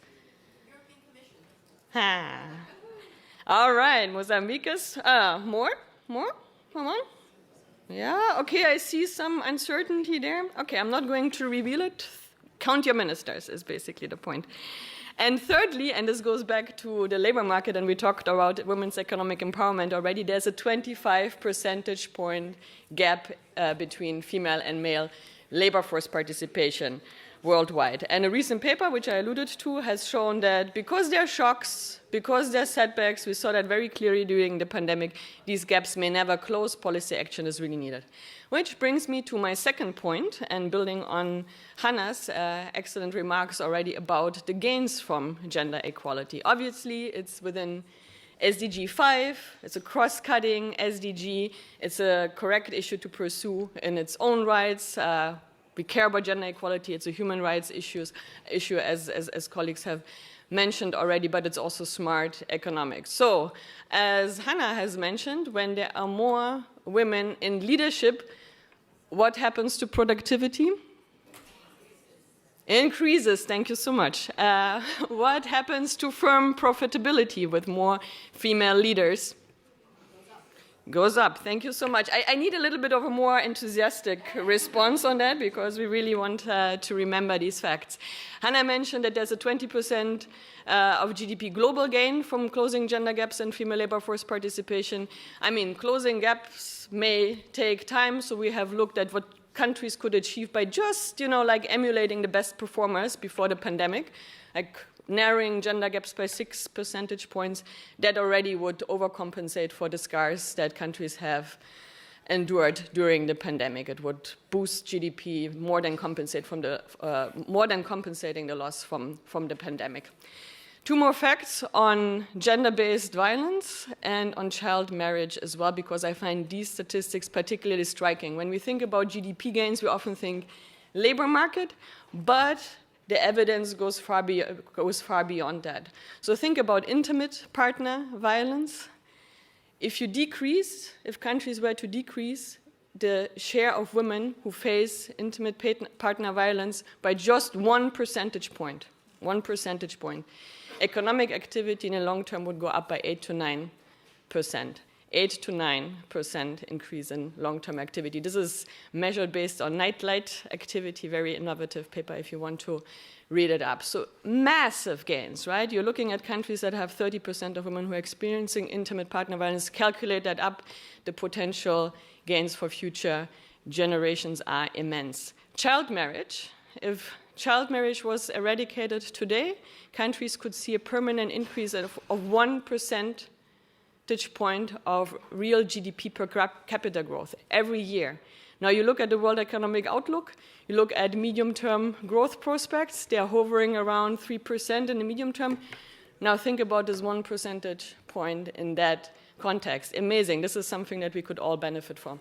So with all of this evidence, it is very clear that gender should not be a standalone issue. And this is why, as the fund, we have adopted the first gender mainstreaming strategy in 2022. And so far it's going quite well. Governments are interested. We have covered gender with about 1/4 of our membership, which is 190 countries. A lot of the countries have focused on labor force participation, which makes sense in the current environment of low, medium-term prospects, talking about policies in the labor market to encourage female labor force participation. You may want to look at the staff report for Mexico on recommending an increase in childcare, or South Korea on the dual labor market, and my colleague who has written this is sitting over there. But we have also focused on integrating gender more with the disruptive mega trends of our time. So think about climate change, think about demographics, countries adopting digitalization strategies and boosting digitalization. Just as 2 examples, in the case of Niger, the team highlighted how closing gender gaps in education could help in the context of very fast population growth, high fertility rates, still high rates of child marriage in the country. And then showing that like closing gender gaps just in every income percentile would boost GDP by 11%. Immense growth gains from that. And then you look at the flip side, Japan, where population is aging, and they're obviously bringing more women into the labor force, would compensate for the decline in labor force, and has done so successfully already. Think about the Abenomics time. Real GDP really benefited from increase in female labor force participation. Now, finally, we can, of course, think about a lot of policies that are boosting female labor force participation that will close gender gaps and opportunities. But the main point that our institution is now focusing on is to integrate a gender lens on macro policy making and structural reforms. Why is that the case? I mean, obviously, when you're designing macroeconomic policies, you want to use all of the available information that is on your hands, right? You want to understand how these policies are impacting not only like the aggregate population, we know it's diverse, right? But also look at the distributional consequences from it. And gender is just one component of that. So for instance, if you think about how to design tax policy, think about how your tax reform is impacting men and women differently. And there are a lot of examples that can benefit both, you know, like the tax income of the state, but at the same time pursue the goal of encouraging female labor force participation. If you're designing a fuel subsidy reform, you may already be thinking about how this is impacting households at different levels of income, but you may also want to think what are the fuel products that are consumed by men and women, and plan accordingly. This will help to design efficient social safety nets as well. If you're putting up your financial inclusion strategy, you may want to know actually who is benefiting from financial services already, and plan accordingly. So, putting a gender lens on macro policy, on structural reforms, is just enhancing the decision-making process, the policy design. All right, so let's see what I still remember, the 3 facts from the beginning. Gender gaps, they are everywhere, and they will not close without policy action, right? Closing gender gaps, promoting gender equality is smart economics, as highlighted by all the panelists, by all the speakers so far. And third, let's not think about gender as a separate issue. Let's think about it always when we are designing our policies, whether gender is the primary goal or not. And with that, I leave you, my friends, and wish you fruitful deliberation. Looking forward to your questions.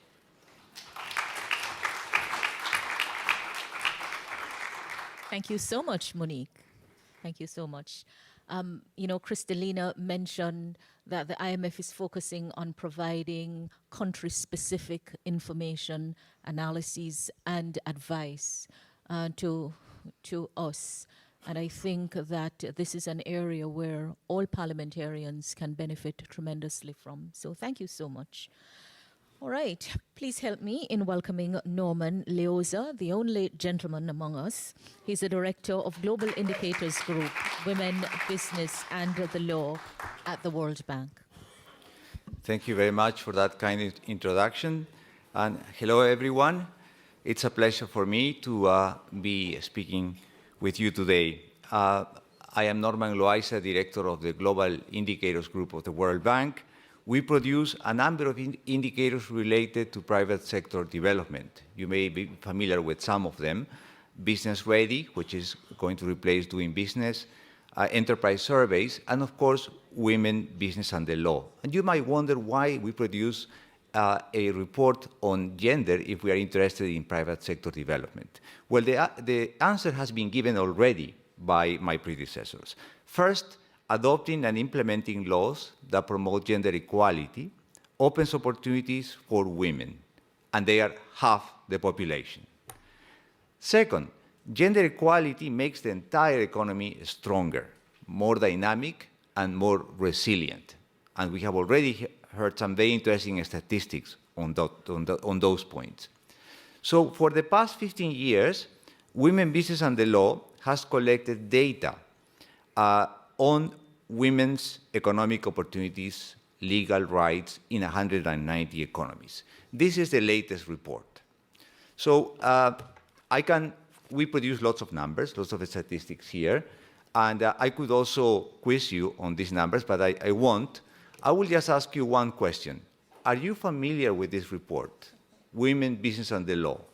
Can you raise your hands if you have seen it before, please? Okay, not many parliamentarians. All right, so I encourage you strongly to take a look at this report. And I can tell you briefly about it. So I already said that it is a way of assessing how equal, gender equal, the regulatory framework and the legal framework is for women around the world. And we have data on legal rights for women covering about 50 years already. But this year, the Women, Business and the Law 2024 is special in two ways. First, we have expanded the number of areas that we measure from 8 to 10, and we have included women's safety and childcare. And second, very importantly, we are not only looking at the laws per se, but also at the procedures, the policies that help implement the law. So we are going from a purely de jure set of indicators to a de facto set of indicators. And we have found some very interesting results, and I can just tell you about the importance of implementation, but maybe this could be represented by a simple metaphor. Passing a law without implementing it is like writing a letter and never mailing it. Implementation matters. So the gender gap for women in the global workplace is massive. In fact, once we added these indicators on women's safety and childcare, we realized that the gender gap was much wider than we had thought. We thought it was about 75%. We realized now that it's about 66%. So there is a massive gap. In the current index, no economy achieves a perfect score. And further, the gap is even wider once we take into account the implementation of the law. In fact, economists have established only about 40% of the supportive frameworks that are needed to implement the law. So, just to recap, women have about 66% of the rights of men around the world. There's a huge gap, 1/3 of the gap that must be closed. Number two, there is only 40% of the right supportive frameworks to implement the law. There is a huge implementation gap. Consider just one example, safety, on women's safety. About 50% of economies worldwide have enacted laws addressing sexual harassment, but only 15% of them have put special procedures in place for cases of sexual harassment. This is, in fact, what we are referring to by this implementation gap. So parliamentarians, members of government, can play a very important role. And let me give you just two examples. One in Jordan. Across the globe, you know very well, more women use public transport than men. But many women who use public transportation are actually worried about their safety. And this affects the job opportunities. According to a 2018 survey in Jordan, half of Jordanian women said that they had turned down a job opportunity because they were afraid of using public transportation.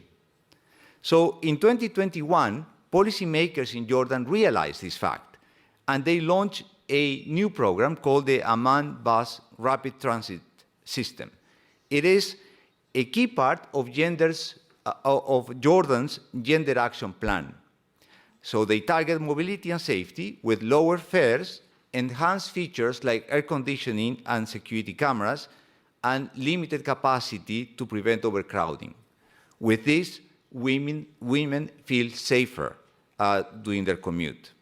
And according to the data from WBL, from the World Women, Business and the Law report, Jordan is only one of 27 economies that has a policy in place that considers explicitly what to do to address mobility and safety issues of women in public transport. Let me give you a second example, Sierra Leone. Sierra Leone, in 2021, there was a mission led by the World Bank to advise the government on how to improve women's legal and economic rights. And using WBL, the report, this team identified gaps in the law. And they spoke with the Ministry of Gender and Children's Affairs and drafted a new law. This ministry submitted the law to Parliament, which approved it in May of 2023. The law is very important. It provides some measures to ensure remuneration for work of equal value, paid maternity and paternity leave, and prohibits sexual harassment and gender discrimination in employment. As a result, Sierra Leone enacted the most reforms of all economies measured in this year's WBL index.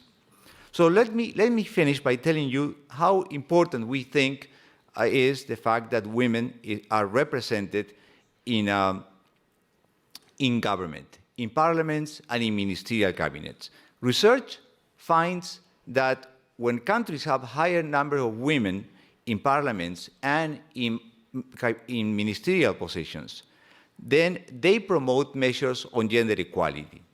And there are plenty of concrete examples of this larger evidence. And let me give you this example to end my remarks. In 2008, Maria das Neves, you might remember her, she was the first female prime minister of Sao Tome and Principe, displayed a photo gallery of injured domestic violence survivors in the halls of the National Assembly in the country. She did it to draw attention to this tragedy and also as a call for action. That year, the Parliament approved the law that established measures to prevent and punish domestic violence. The Prime Minister's role was so central to the passage of this law that it became known as the Law Maria das Neves. I urge parliamentarians, I urge you all, first, to actually get familiar with this report. Second, to follow in the footsteps of Maria dos Santos. Please enact gender equality laws. But that's the first good step. But don't stop there. Please take into account the actions that are necessary to implement those laws and make them effective. My call is to build a world where women's rights are realized, not just written. Thank you very much.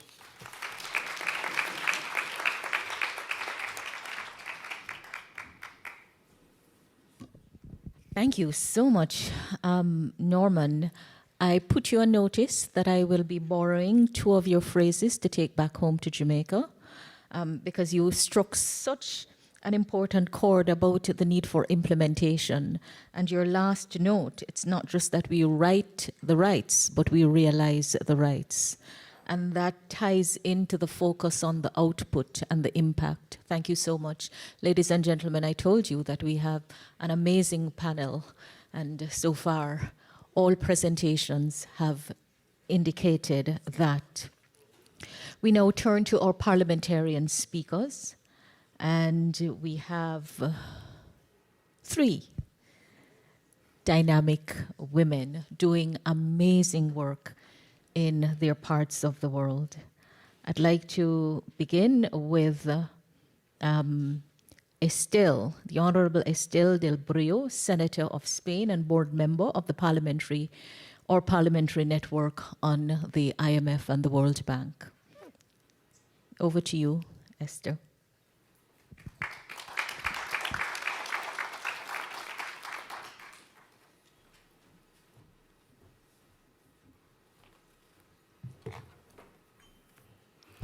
Good morning. Thank you, everybody, and to the organization for the invitation to be part of this roundtable with lots of women and our only man who has done a really good job with that report that I promise I will be the first to read it. Also, thanks for inviting Spain to this Spain meeting, and also for trusting me to be part of the board of governance of this network. And I will try for these 4 years to come to do my best to reward the trust you gave me. Women, gender, this is our issue. And I believe that most facets of any economic, social, or political issue could be approached from a female perspective. So it's very difficult to choose what to talk today to you, and I will focus only in 3 main issues.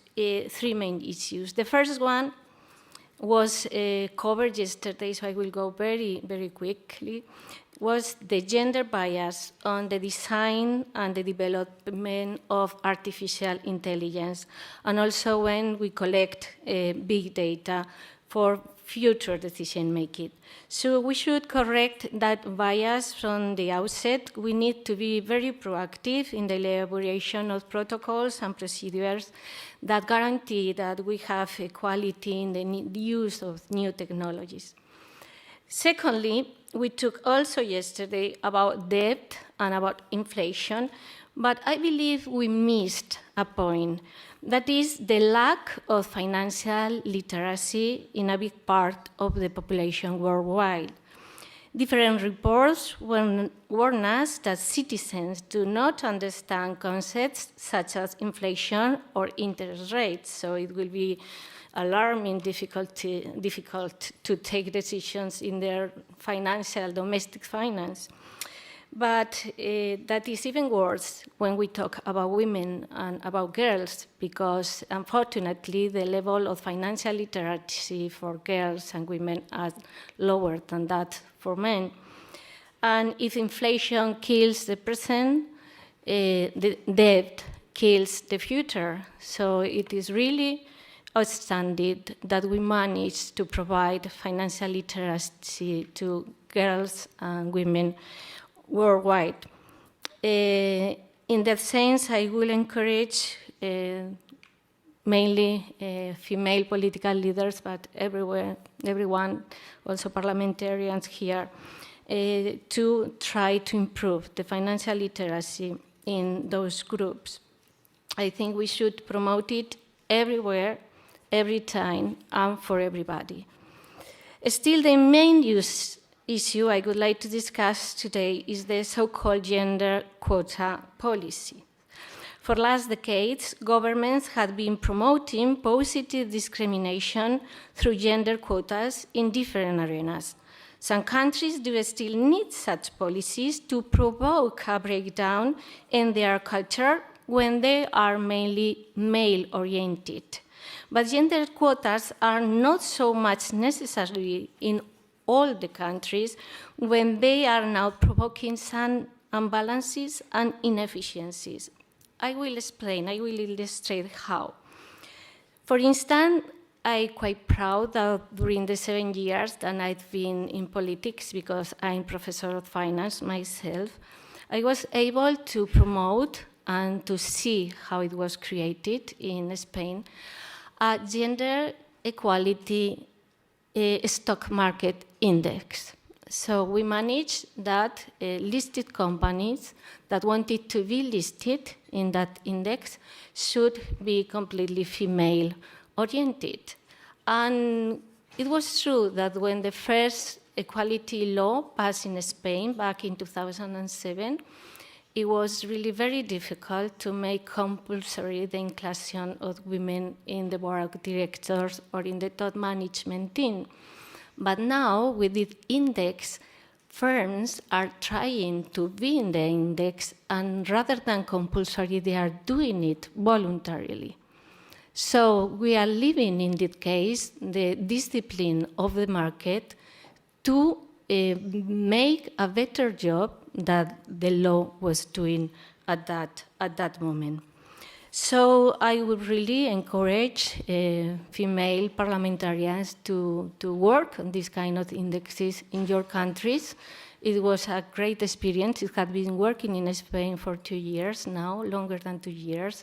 And as I told you before, companies, listed companies, are really willing to be part of the index and demanding why are not listed in the gender equality index, so they will do the best to be part of them in the next composition. If I'm doing this job for 4 years in the governance, in the board of the parliamentary network, it will be one of my main lines of work if the board agrees. So this will be the challenges I pose for you. There were my considerations, and thanks a lot. Thank you so much, Esther. Colleagues, it's so important for us to hear what is happening in other countries as we struggle to find solutions in our own. Thank you, Esther. Please help me in welcoming the Honorable Karen Melchior. Karen from Denmark.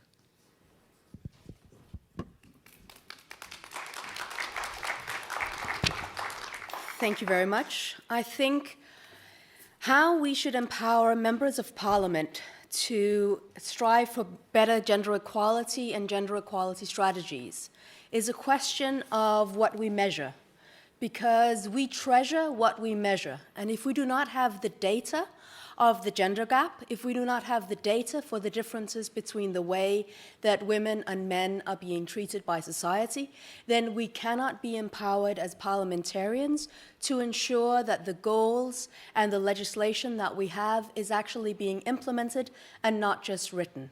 We need to post the letter of gender equality. We have been trying to work for gender equality for the last 100 years, but we are still not there. When we were looking at the data with one of the earlier speakers, it is very few parliaments across the world, very few governments that have a majority of women, that have a majority of women ministers, that have prime ministers. We are looking at changing over the sort of EU top jobs at the moment. For decades, the EU top jobs have been purely men. Now we're looking at whether or not about 3 out of the 5 would be women, and there is an uproar. because now there might be a majority of women. But there has been a majority of men for decades, and that didn't cause an uproar. When somebody was asking Ruth Bader Ginsburg about how many women justices in the US Supreme Court was enough, well, when all 9 of them were women, because all 9 of them had been men for decades. We need to look at the fact that equality doesn't happen by itself. It's been about 100 years since the first women got access to democracy, were given the right to vote, were given the right to access education, and become politicians. We cannot wait for another 200 or 300 years before women are given equal rights and are seen as equal human beings across the world. And that is why it is so crucial that the Council of Women Parliamentarians is being set up this year, because we need to carve out the space for women so that they are seen as the equal parliamentarians and the equal human beings that we are.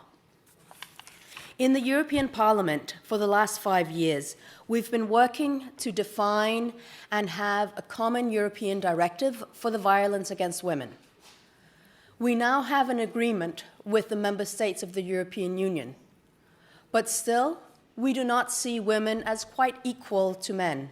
We don't think that they can agree to what should be happening to their own bodies. We have not included a definition of rape in our legislation that is based on consent, because still it is ingrained in our politicians, in member states, in our governments, that women don't know if they want to consent to sexual actions or not. They might change their mind the next day, they might be lying. Women are not seen as equals yet. When we're looking at gender-based violence, what is this?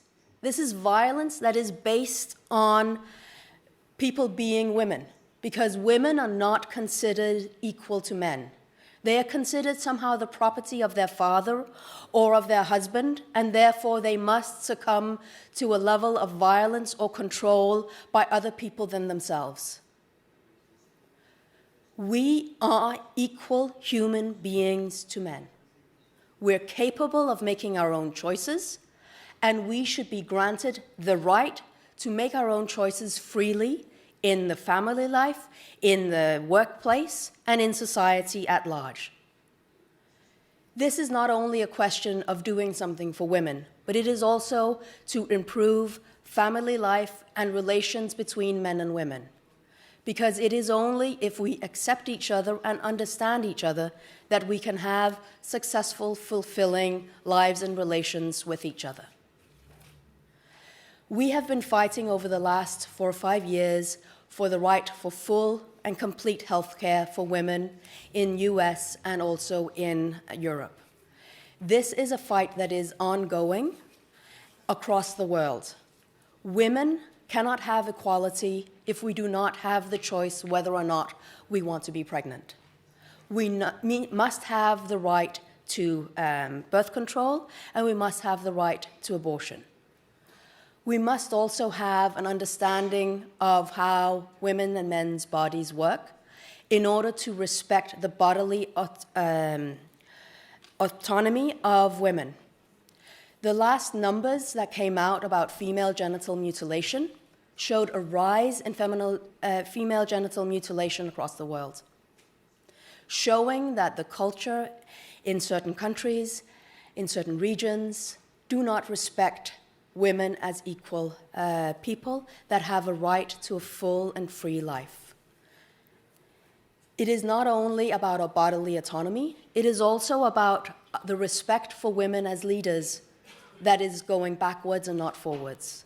In the Reykjavik Global Forum in November last year, the latest data came out. Amongst the young in the US, in Canada, and the UK, more people do not believe that women are as capable as being leaders as men are. Amongst the older generations, there is a greater belief in equality and women as leaders as there is in the young people. I think this is scary, and I'm worried about the disinformation that is out there about differences between men and women. Because what is important about us is our dreams and desires, what is between our ears and what is between our legs. That should be determining about what profession we want, what leadership roles that we want to take. But this is not the way that we are seen today.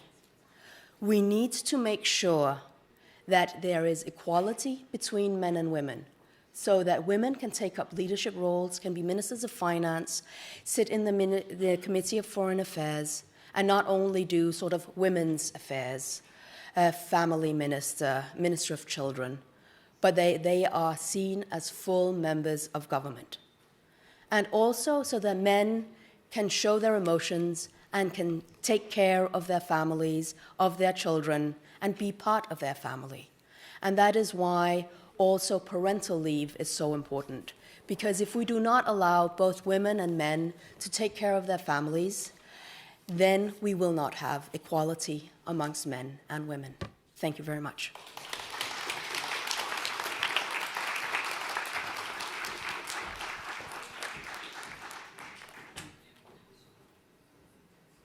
I think we need a minute to just let that sink in. Let that sink in.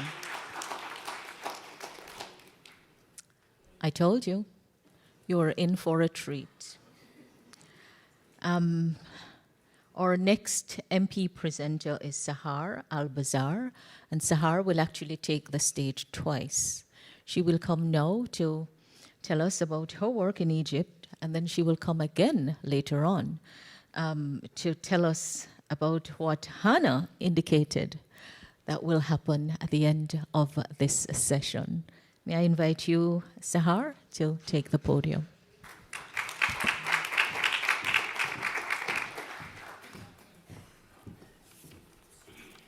Thanks, Marlene. Your Excellency, esteemed panelists, honorable parliamentarians, and fellows. We are gathering here on the stage, the global stage. I stand before you as a proud Egyptian legislator. I wanted to highlight our transformative journey towards gender equality. In the past 10 years, we passed 23 laws in favor of women. Thank you. In the spirit of progress, I would start by examples. In 2017, we criminalized the deprivation of inheritance rights for women to ensure women's financial entitlements are protected by law. This was a major step in affirming women's economic rights and dismantling long-standing inequalities. In 2018, we combated cybercrime, prioritizing the safety of women in digital space.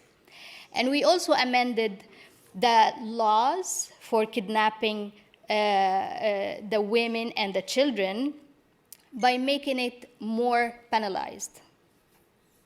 In 2019 was a cornerstone for political empowerment. Egypt had its constitutional amendment where we had increased the representation of women in the legislative body. This reflects the diversity of our populace. In 2020, we took further steps in safeguarding the dignity of women. We enacted laws prohibiting the disclosure of victims' identities in violent and moral corruptive crimes. We also introduced legislation to criminalize bullying in recognition in the profound impact of these aggressions on women and the society. In a continued efforts to uphold justice and dignity, in 2021 marked the strengthening of our sexual harassment laws by increasing penalties. Furthermore, we amended penal code to escalate the punishments of female genital mutilation, criminalizing it not only the act, but also the incitement, the encouragement, and the promotion for it.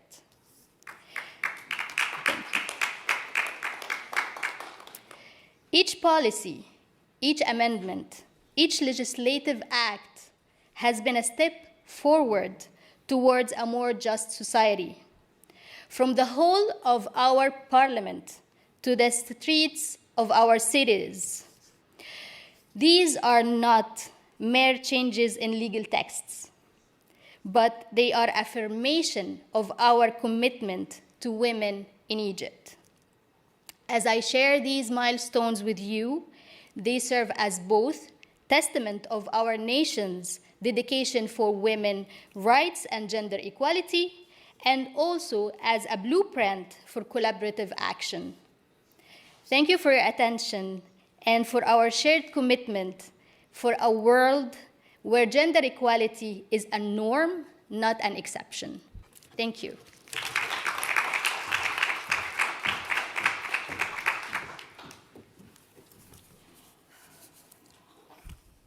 Ladies and gentlemen, this session is bringing us into some truth and reconciliation, because I know from many discussions that sometimes men and women get a little annoyed when they hear gender equality. And I've heard many say, not again, what is the fuss all about?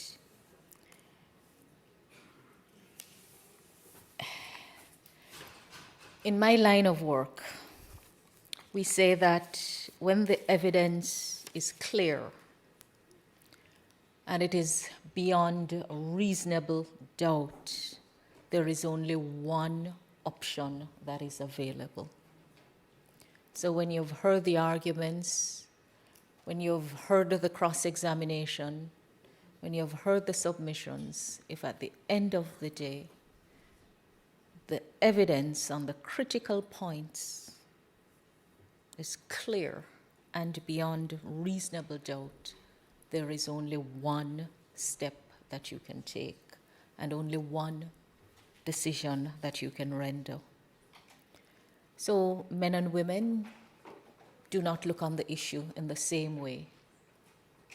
Not all men look on the issue the same way, and not all women look on the issue the same way. But we're gathered here with a commitment to represent our people and make their lives better. We have all bought into the goal of ending poverty and indignified poverty. And of course, we recognize that there will always be differences. But it is in the presence of our differences that we need to work. So the gaps will not be closed, but we need to know which of those gaps that must be closed in order for us to achieve the goals. We know that if you don't have the policy, you must get the policy. You must have clear statements on the issues. But getting the policies clear is not enough. You must pass the laws. But if you pass the laws, that's still not enough. You must implement the laws. You must enforce the laws. And even that requires us to live the truths that we know. In our earlier session, we committed ourselves to coming out of the forum more informed. The information is there, the data has been collated and has been analyzed. We must use it. So on this note, I want to ask you, Hannah, based on the work that you've been doing,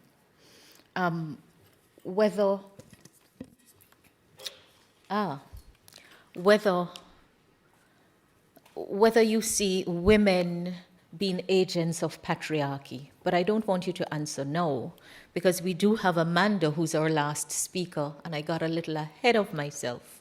So Amanda, may I invite you to come and make your presentation?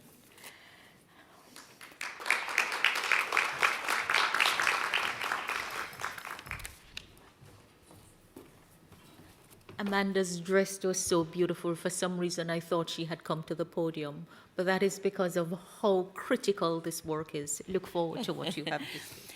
Thank you, Marlene. E ngā rangatiratanga, tēnā koutou, tēnā koutou, tēnā koutou katoa.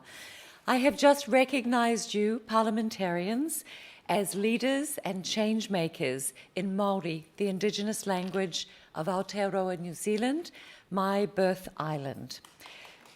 Thank you. And we repeat our greeting 3 times. Once in acknowledgement of the past, second for the future, and for the burden you carry as parliamentarians to create equality for all of your citizens, and thinking about the future generations that will benefit from your acts. I'm here to talk a little about the power of partnerships. I started my career in our foreign ministry and was very lucky to spend time here at the World Bank, where 15 years ago I started the Women, Business and the Law project. And I could not be more excited to see how far that work has come and to see the incredible male allies we have in Norman and the wonderful men we have here in the room. I now work for a brilliant philanthropist who is creating opportunities for partnership to support outcomes. So I'm here to tell you about very practical tools that we have for you as parliamentarians in partnership with the Women, Business and the Law project, with the Interparliamentary Union, where we have been working on SDG 5, but also funding the Parliaments for the Planet campaign. So I want all of you who have phones with you now to take them out and type in SDG 5 parliamentarians. And if you do that, you will see a wonderful set of tools pop up based on women, business and the law. We have 5 very short videos for you because you told us that as parliamentarians you needed a 3-minute soundbite, and that was it. So you have women in law, leadership, conflict, violence, and climate. And we hope that those will be very useful tools for you. With the 3 existential crises that we currently face, conflict, the climate crisis, and AI, as has been referred to during deliberations over the last couple of days, it is absolutely critical to have a gender lens. And as Beatrice said so eloquently, women's empowerment is not a party political issue. It is a human rights issue. And as others have pointed out, it is also an economic issue.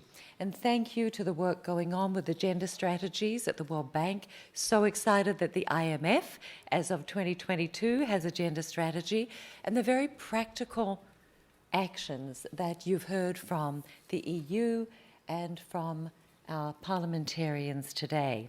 So I want to offer, in advance of the launch of the Women's Parliamentary Council, to partner with Saha and with all of you serving on the Council to help you both create and promulgate the tools so that, as Norman says so beautifully, you as parliamentarians can not only write the rights, you can also help realize the rights so that we will have a gender equal world which is better for all. Thank you so much.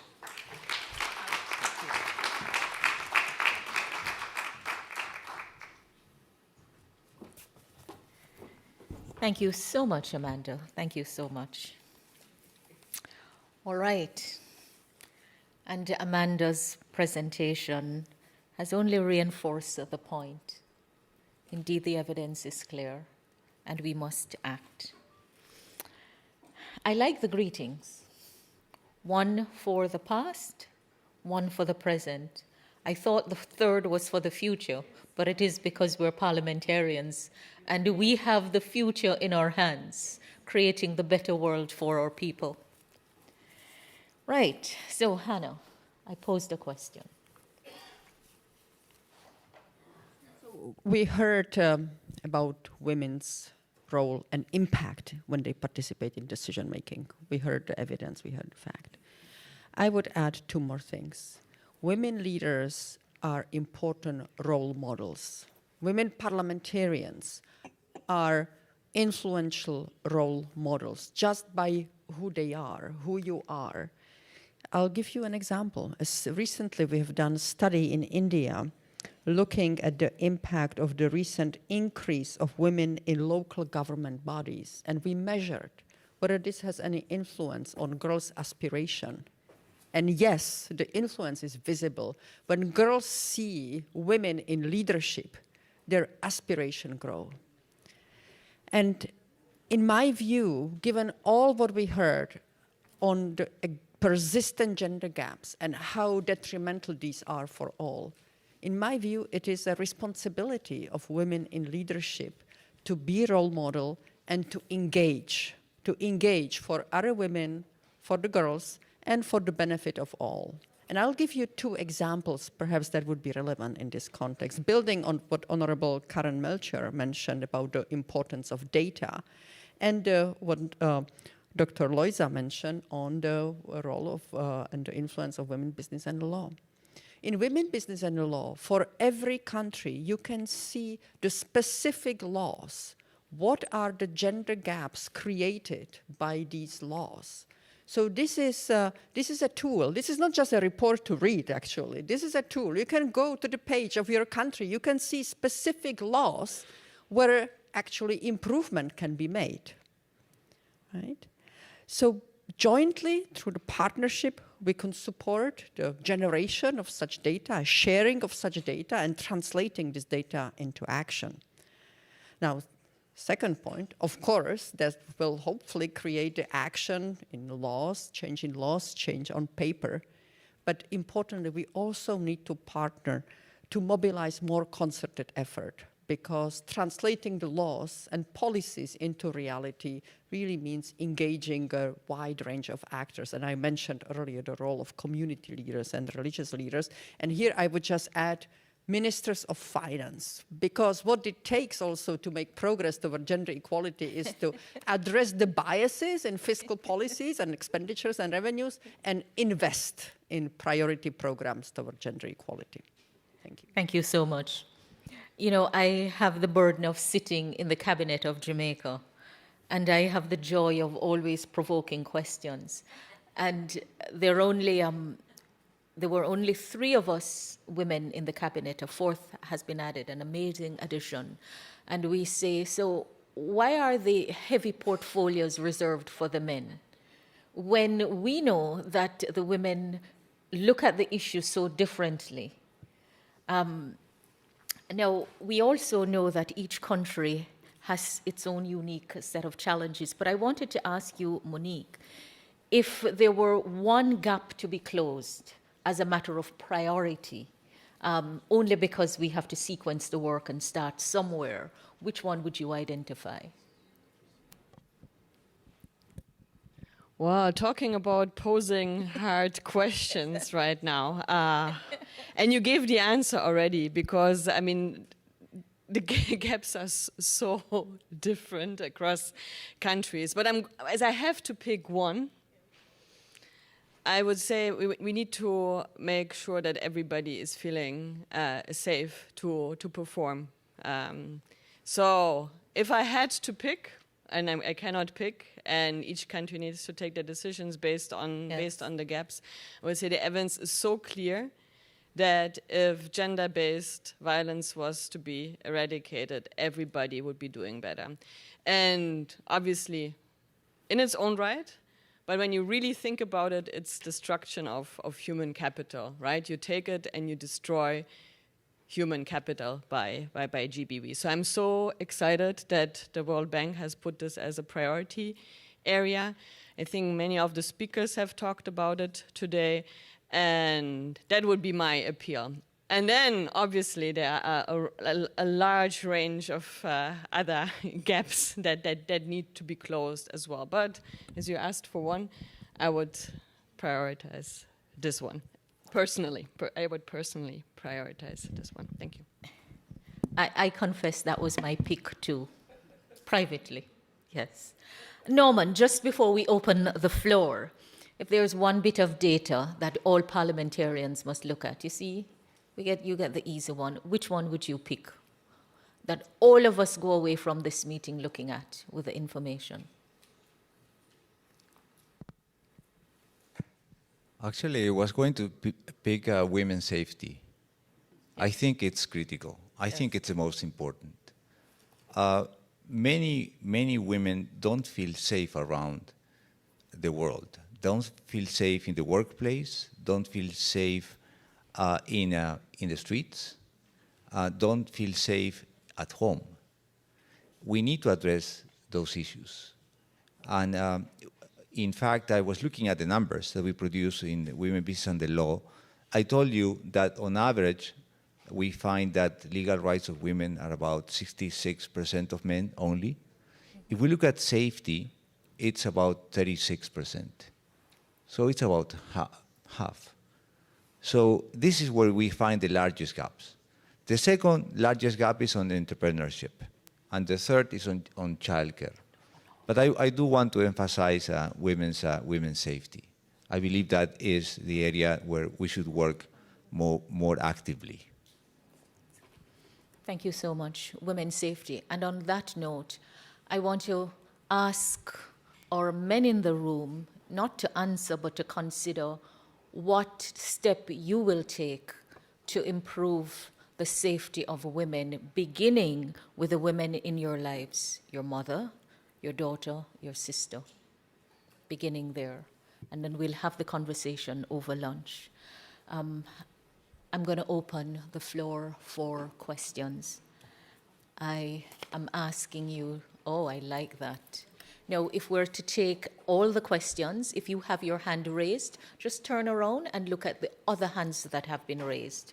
And if we are to facilitate everyone in the limited time that we have, then we will have to be brief and to the point. I did see Côte d'Ivoire here first, then I saw Wales second, and I believe it was Kenya third over there. I will come again, we'll take the first three. Come again in second round, yes. Merci, Madame. Thank you very much, Madam. I am Naman Berni, member of the Côte d'Ivoire Parliament. I would like to add my voice to the men and women in Parliament who work to promote gender and equality between men and women. It is a huge challenge because it has to do with education, inclusion, women's health, women's access to land. And yet, not all members of Parliament get equal treatment when it comes, and not all of them are on the same level when it comes to their knowledge and their proficiency with the issue of gender. Hence my question: how does the bank intend to strengthen people's capacities so that men have the same degree of knowledge on gender issues? My second concern, this is for my fellow parliamentarians who are women, in your respective countries, how do you all manage to find the balance between promoting gender equality and promoting food security? Have there been laws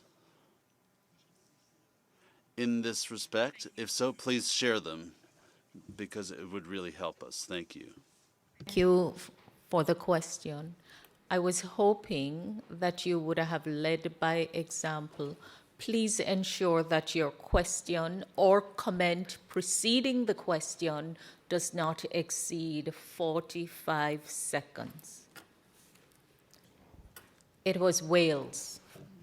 Next. The draft gender strategy includes a focus on the stigma, violence and discrimination experienced by sexual and gender minorities, acknowledging that that also has a negative development impact not least on the many women that are members of those communities. So my question principally to Hannah is whether we should therefore interpret the decision made in the case of Uganda following the passing of its anti-LGBT law to suspend any new finance was not a one-off, but the emergence of a new policy or a principle which will be applied equally in other countries that pass equally draconian legislation. And I think particularly at the moment of Ghana, where we're awaiting a decision by the Supreme Court and the President, but also other countries where such laws are being debated, for example, in the Kenyan Parliament. More positively, with the excellent example of the Women's Parliamentary Council, would the World Bank and the IMF welcome the development of a network for LGBT parliamentarians such as myself and allies, so we can address the concerns of sexual and gender minorities and enable them to achieve their potential worldwide? Thank you. We go to Kenya. Thank you. Let me really start by appreciating all the speakers for their great input and initiative on the gender issue. In Kenya, I am a senator and I sit in the Finance and Budget Committee. And the issue of gender-responsive budgeting is an area that really needs a lot of focus and needs a lot of empowerment, especially for members of parliament, because the issues of gender are not only women issues, but our issues all both genders in place. And my question will be much more to Hannah. One on the issue of the caucus that you've mentioned that you're looking forward to launch. I would want to know how is the criteria, is it going to include all governments, all regions, or all countries in place so that we can be able to ensure that then all different issues are all captured, because different governments have different issues. And lastly, on the issue of data that I've had the speakers talk about, you realize that that data that is in place is not current data, and more so on the labor participation on women, it needs to be much more enhanced so that it can be able to enhance the policy making gender lens. Thank you. Thank you so much. We will pause for answers at this time.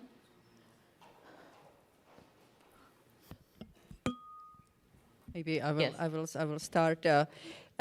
Starting with the last question. The gender equality strategy is a global strategy. It's a kind of set of priorities, but obviously every country has a different situation, and we see that while, for example, in many countries in the Middle East and North Africa and South Asia, the strong priorities is around women's economic empowerment and opportunities to engage in productive jobs.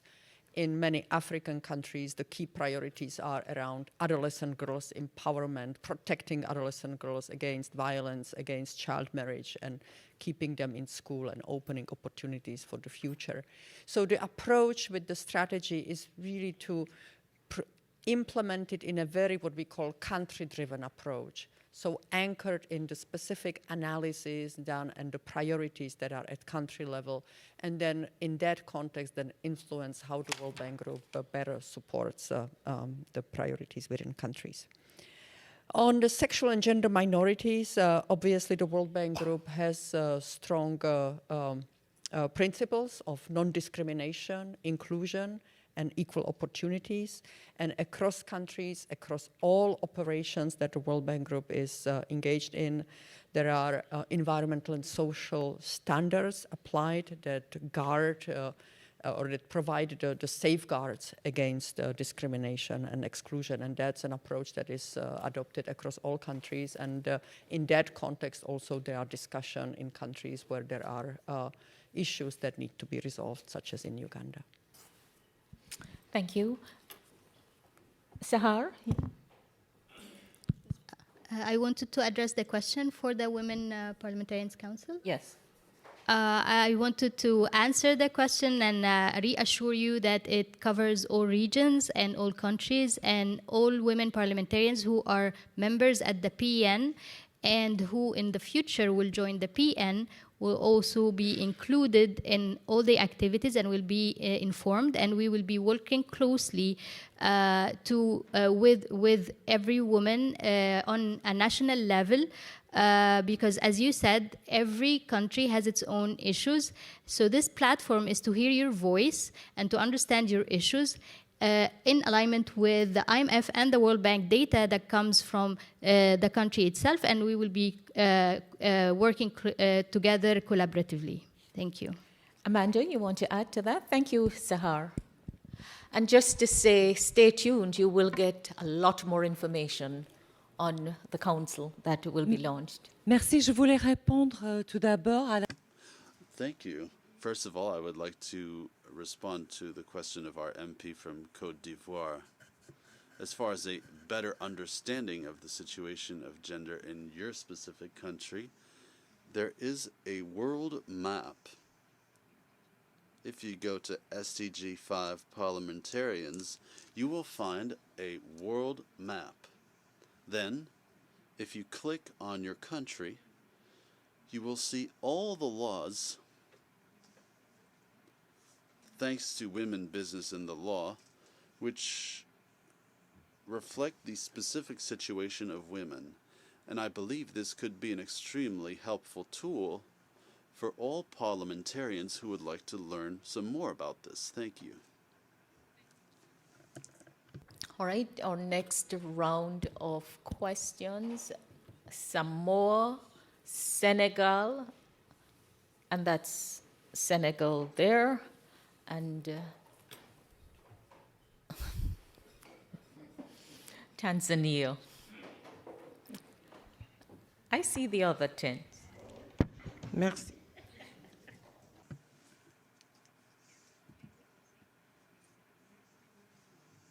Thank you very much, Madam Vice President, and I would like to thank all panelists for their extremely clear and relevant presentations on sex equality. About resources and the strategies that the World Bank would support to deliver solutions to this problem,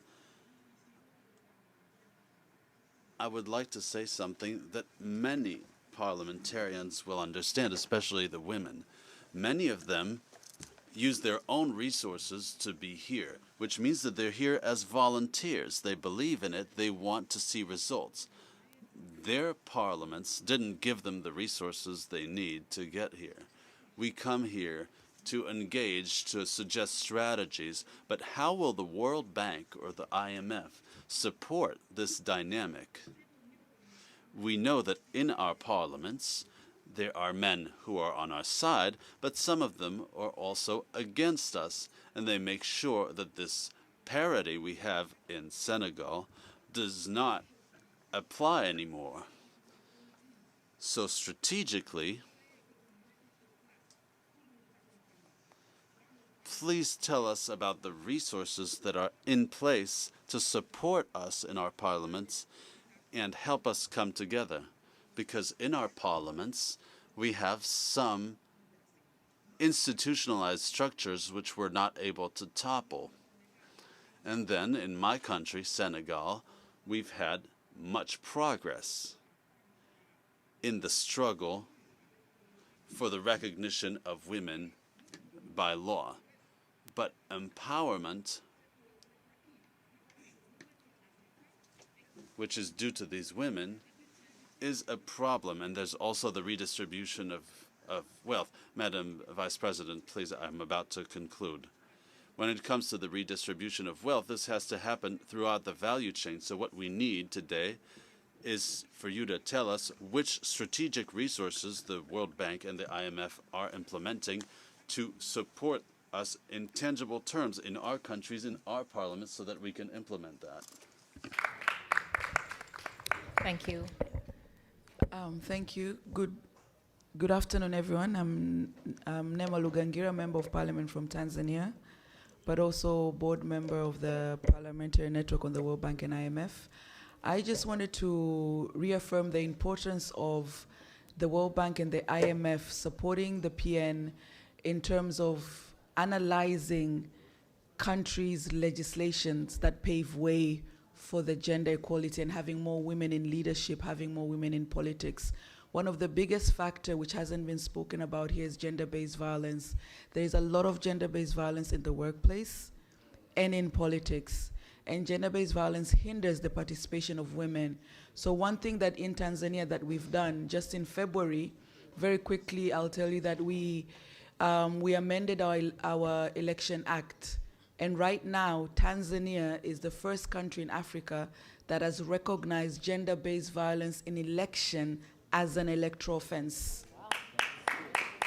Tanzania is the first country in Africa that has recognized gender-based violence in election as an electoral offense. So we need support to make sure other countries get to the same place, but it's just not elections, goes to other areas, but also countries like Tanzania, we need now the support to implement, you know, once you have it in law, it's one stage, now implementing it all the way. Thank you. I'm curious, if there is a conviction, does it result in disqualification? Yes. So what we've done right now, because we understand that there's, for example, gender-based violence online. There is cybercrime. Gender-based violence, generally, it's in the penal code. But we realize that the fact is, when it's a woman in the public eye, you cannot go to the police station and start, you know, airing out all your business. So the situation is different. So we decided to then look at the Election Act. And all these other legislation, it takes a long time to reach a verdict. By the time you're reaching a verdict, your male counterpart has already been announced a winner. So in the Election Act, what we've done is it will be pegged under the election regulations. So if you're found guilty, you can get like a penalty of not to do campaign for a certain period, penalty for not running, being removed from the list. So we just passed it in February. We are having local government elections this year, and we have general elections next year. So we have the great timing to test it. And by the way, we have the only female head of state and president in Africa, Her Excellency President Dr. Samia Suluhu Hassan. So we are going to be testing out the abuse level subjected from her all the way to us as parliamentarians and for the community leaders. Thank you. Certainly a case to watch and a jurisdiction to watch. The issue of resources. Resources domestically, availability of resources internationally. I think my own thoughts on available resources within the jurisdiction, it's going to be a matter that parliamentarians can use the budget opportunity to scrutinize. You know, there are meetings which parliamentarians are to be present at, and in particular the women parliamentarians. You can ask the question, is any provision made in the budget? Ask your Speaker of the House when the budget call goes out to request an allocation specifically for participation in the various fora internationally where you become empowered. Senegal, it may not be the answer that you're looking for, but I will invite our IMF and World Bank reps and even Amanda to give a perspective on that, because funds are made available in various places, and it's really knowing where to access and the ease of getting them. Yeah, Monique? Thank you so much. And I mean, as you know from the IMF side, our main counterparts are ministries of finance and central banks. And exactly what you're saying, we are trying to make the point that the gender equality is crucial. And then, as you're mentioning, obviously there are a number of programs that may be targeting women directly. But in terms of financing, I think broadening the issue to looking at any fiscal policy, actually, and the gendered impact on it. That is the important thing, right? I mean, in the past, gender budgeting, I know like some people have said, oh, it's a budget specifically for women, for instance. We are trying to shift that focus also in terms of capacity development to explain that actually a gender lens on particular processes, a systematic examination of both expenditure side and tax side will enhance gender equality. So it's not, again, it's not a separate issue, but like looking at the budget comprehensively to make change for well, in principle, any demographic group that you would like to look at, but here we are talking about women. So I hope through making the case that gender is macro-critical, it gives some impetus to take this issue more seriously, and then by improving budgeting practices and really having a gender lens in terms of how expenditure and tax policies are designed, financing will become available. And even if it's not a specific gendered project. Let me stop here. Maybe Hannah wants to add. Well, first, I would like to reflect on the question about how challenging it is and how challenging it will be to implement the World Bank Group Gender Strategy, but more broadly, how challenging it is to make progress toward gender equality. And I would like to draw your attention to the fact that when you look at surveys across countries, you see that young women have a growing aspiration. Of course, they are better educated and they have a higher aspiration. However, when it comes to young men, in many countries around the world, young men have more restrictive views about the role of women in the society and in the economy, even than older men. So there is this divergence in views. So that shows that, yes, of course, the changes in laws and regulations and policies and investments are needed, but also there needs to be a concerted effort to bring the men and boys on board toward gender equality. Now, when it comes to the implementation of the World Bank Group Gender Strategy, so what will be different compared to how we have been supporting countries so far? So one is engaging more at scale. Now, over the past years, the World Bank, similarly the IMF, has invested a lot in evidence and data to make the case why gender equality matters and how to make progress. So by now, and this evidence is readily available, so this now enables to develop programs and policies to make a difference at scale, to utilize the evidence, what works. Second, on financing. So the World Bank works very closely with ministries of finance and, of course, with sector ministries, and also in the private sector. A lot of the solutions when it comes to women's safety, for example, can be done through the private sector.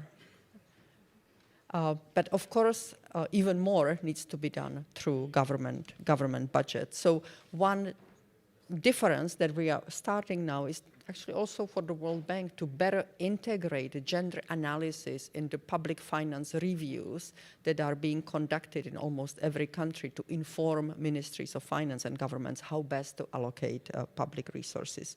And finally, and it comes back to the mindset, for the World Bank and the IMF to work perhaps more closely with the civil society, including women's organizations, to include their views into the design of programs, to include civil society into the implementation arrangements, of course, with the agreement of the governments, and to facilitate a collective action on the grounds, in the communities that would really align the mindsets, not only of women and girls, but also men and boys toward more gender equality. Thank you, Hannah. Just quickly invite Norman and Amanda. Amanda first, and then Norman to weigh in. Thank you. Quick response to Tanzania. Congratulations. And if it's helpful, I would like to make an offer both to Hannah, we were talking about partnership, and to Saha with the new Women's Parliamentary Council. If Tanzania thinks it's a good idea, we have worked with the London School of Economics to promote a global database of laws for parliamentarians to be easily able to compare laws on climate. If it's of interest, we could do the same thing on gender.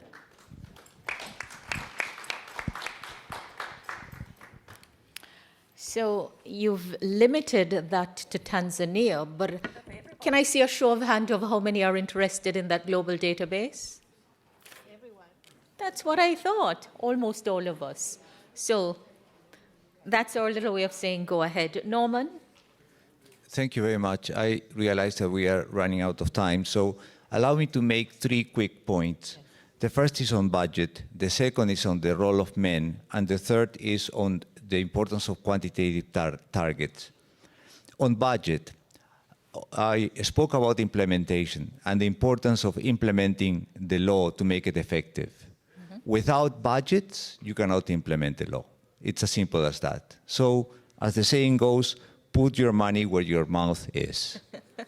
The second point is on the role of men. I realize that we men need to change, and especially young men, apparently. And I think that there is a huge role for education in schools and in the family for this to happen. But let me tell you something else. Although I think that men need to change, I think women cannot and should not wait for men to change. So this is why I find this new initiative on Women's Parliamentary Council so important. Because if you unite, you can make a huge difference. Sometimes women have to take challenges head-on to make a difference. Let me give you a brief example. In May 1988, Alejandra Arevalo from Chile became the first women geologist to go in an underground mine. This was against the law. So women were not allowed in the pits of mines for many reasons. One of them, according to the law, for their own security. That we know is nonsense. The second is that actually they were believed to brought bad luck, which we also know is nonsense. Well, she decided to go in and breaking the law effectively. But a law was enacted in 1993 allowing for women to go into the mine. So she made a difference. By now, actually in a recent survey, well, the 2022, about 15% of the labor force in the mining industry, which is a very profitable industry in Chile, are women. And the third point I'll make is about quantitative targets. I know that the words are beautiful, and we can have them all day round, but more important than words are specific targets that you need to set to accomplish things. So this is why I want to insist on the importance of the report that we produce, Women, Business and the Law, but more generally, on all the targets that you want to set in order to measure the progress that you are making. So thank you. Thank you so much. All right. The last round of questions will be taken because when this session is closed, we will actually be re-emerging for that important launch. And I hope that the conversation will be continued over lunch. So Zambia, Kosovo, Samoa. So it's Zambia, Kosovo, Samoa, Sudan. I will try to take as many questions as possible. How many I'm able to take will depend on those who go before and go before you. So I see the hands, I see Indonesia, I see, but those who are to come after will depend on those who go before. So Zambia, please set a good example. Thank you. I would like to maybe seek clarification from both the World Bank and IMF. Gender challenges, particularly on the African continent, are not homogeneous. We have economic barriers, cultural barriers, religious barriers. The list can go on and on. What specific programs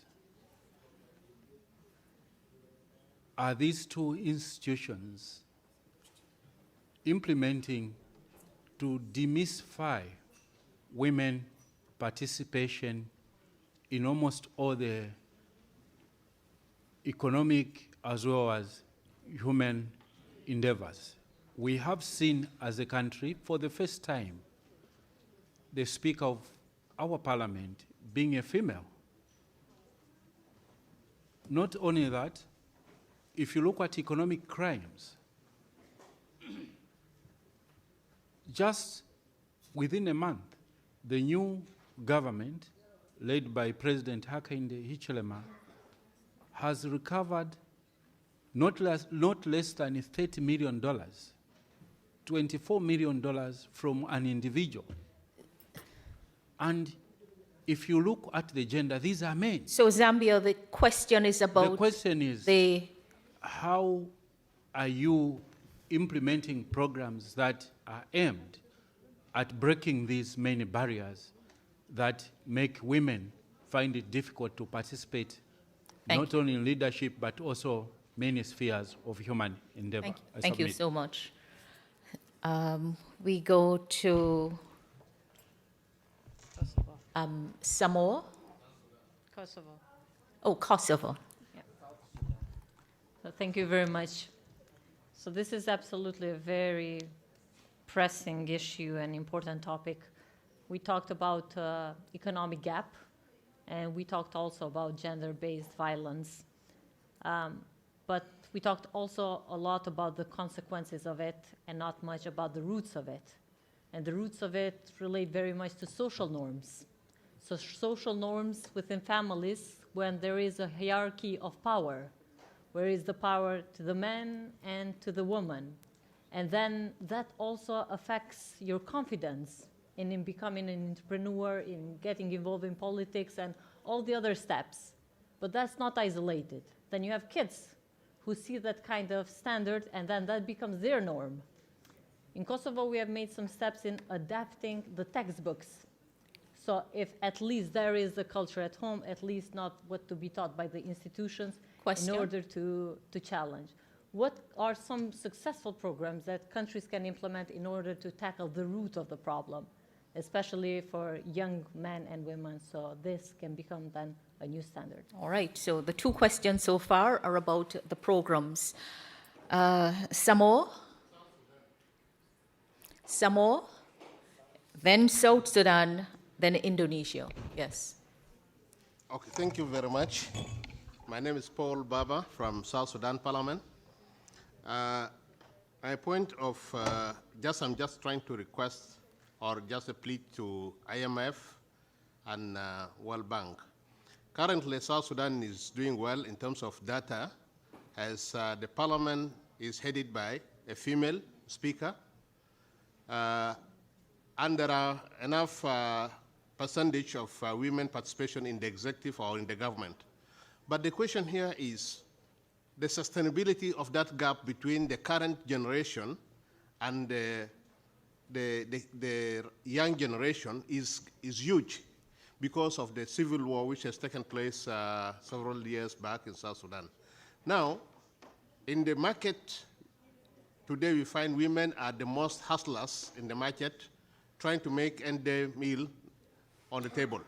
But the question here is, what is the World Bank and IMF contribution to support women who are hustling every day under the sun to get a meal on the table for the children? Because without supporting the girl child education, without supporting the girl needs, still the gap of illiteracy is huge, because early marriage and the gender-based violence continues because the parents will not have the resource to maintain and give the clear education which is supposed to lead or build a new leadership of, from women perspective.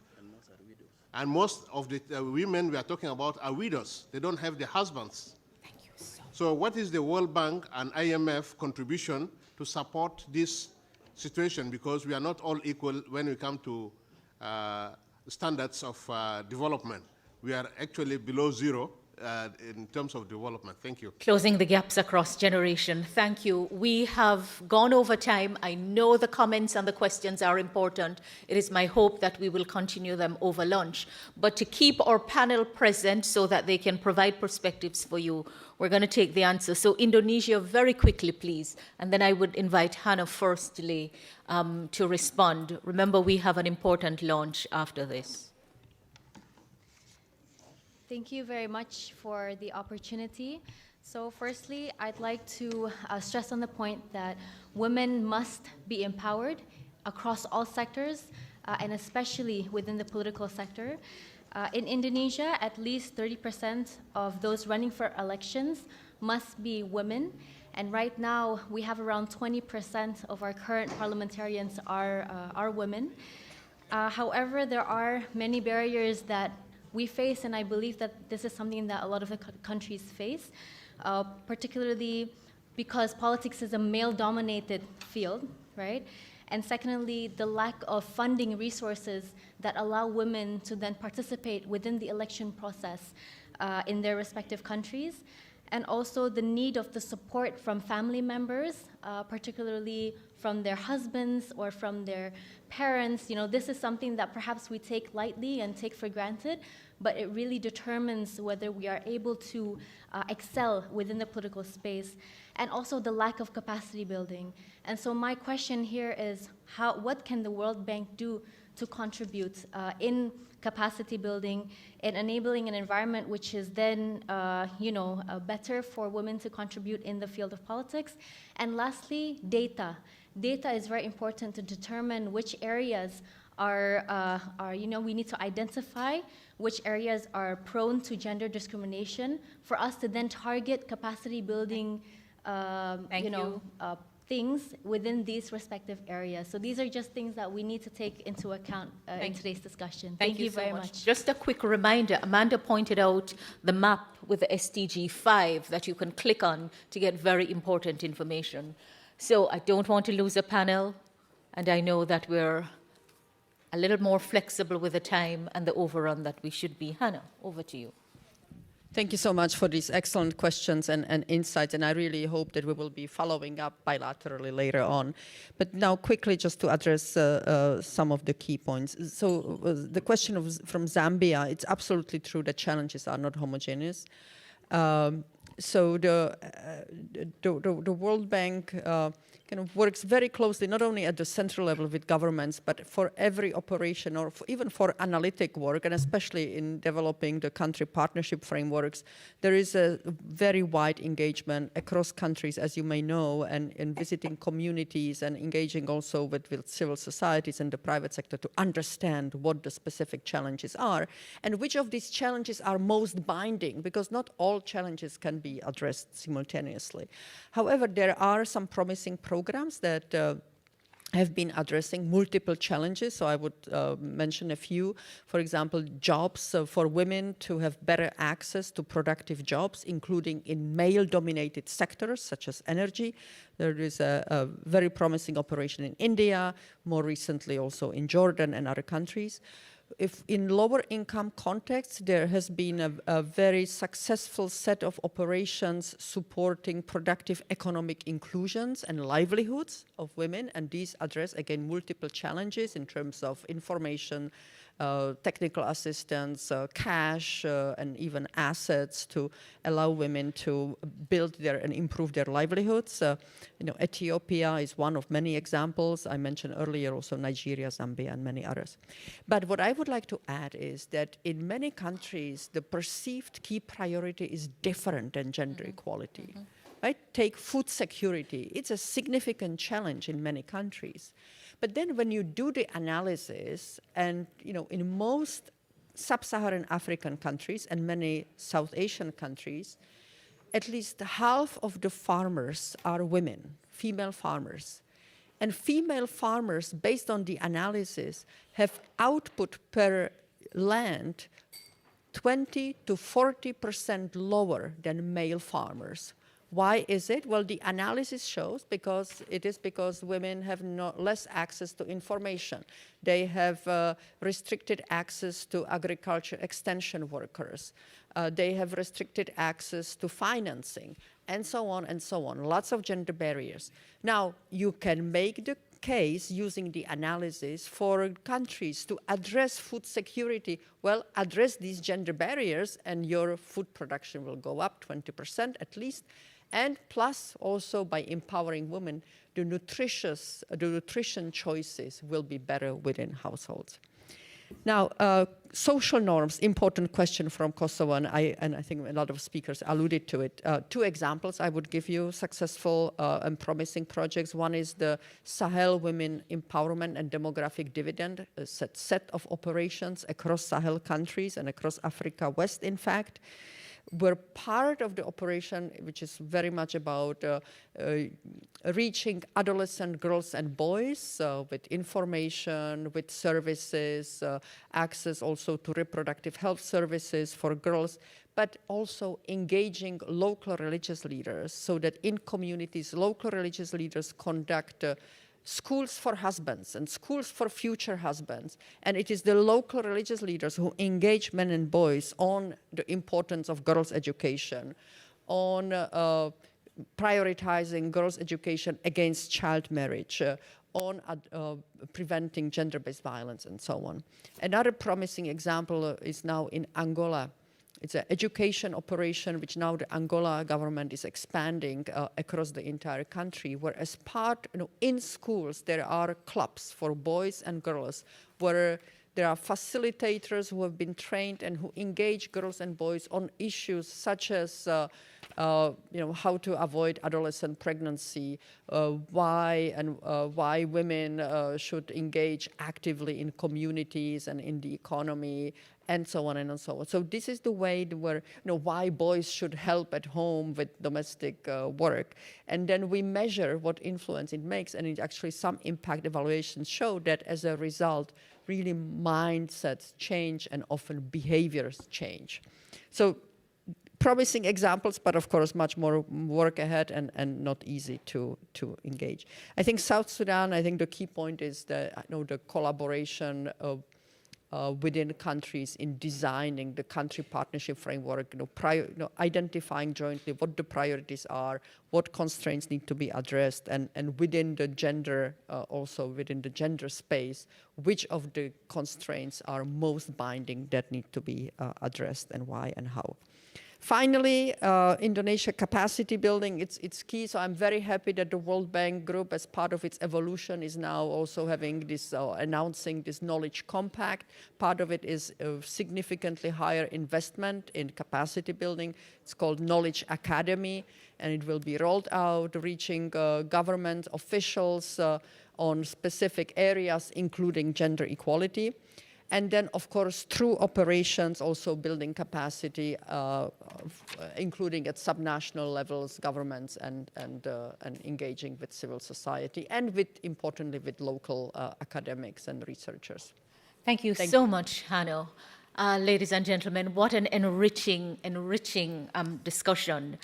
We want to say a special thank you to all members of the panel, and in particular, Her Excellency Beatriz Agremon, Speaker of the Senate and Vice President of Uruguay, a testament and a real-life example of the height to which our women have climbed. Her Excellency began by pointing out that the gender is not a partisan issue, and I think it is something that we should bear in mind as we gather almost we get elected in a partisan way, but once elected, we have to deal with the issues in a national way. So I want to thank you so much. The next order of business is the launch that you have heard about. And I'm going to invite our chair to just tell us a little bit about the deepening of the PN governance structure, which is enabling the launch that will take place. To my very distinguished panel, I want to thank you so much for a truly enriching conversation. Please join me. Madam Vice President, thank you so much for being with us. Yes. Right.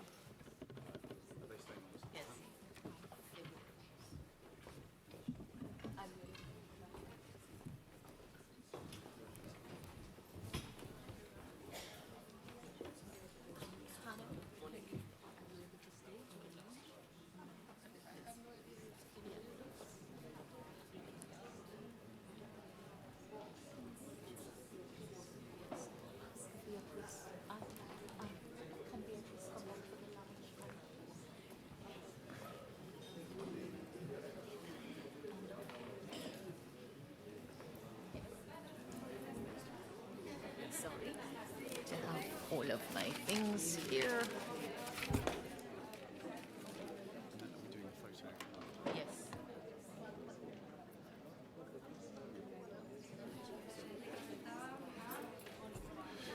Great. Are we...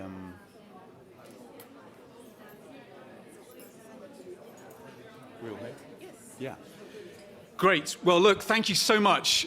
We're moving towards the end of our conference, but before we do the wrap-up remarks and before we let you go for lunch, we wanted just to take a moment to celebrate one very special idea that we're creating here at this Global Parliamentary Forum, with an enormous thanks to the people on the stage for stewarding this so carefully.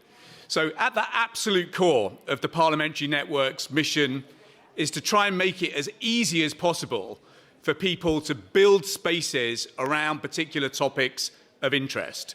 So what we try and do is, in individual parliaments, make sure that we encourage the creation of individual chapters. That then gives you a platform as parliamentarians to work with the bank and with the fund. Let me bring you to order for a little bit, because there's a little bit of noise in the room. So what we try and do in individual parliaments is create platforms where you can build your own working relationships with the bank and the fund. But for some time now, we've been seeking to do this not just on a national basis, but on a regional basis and on a global basis too.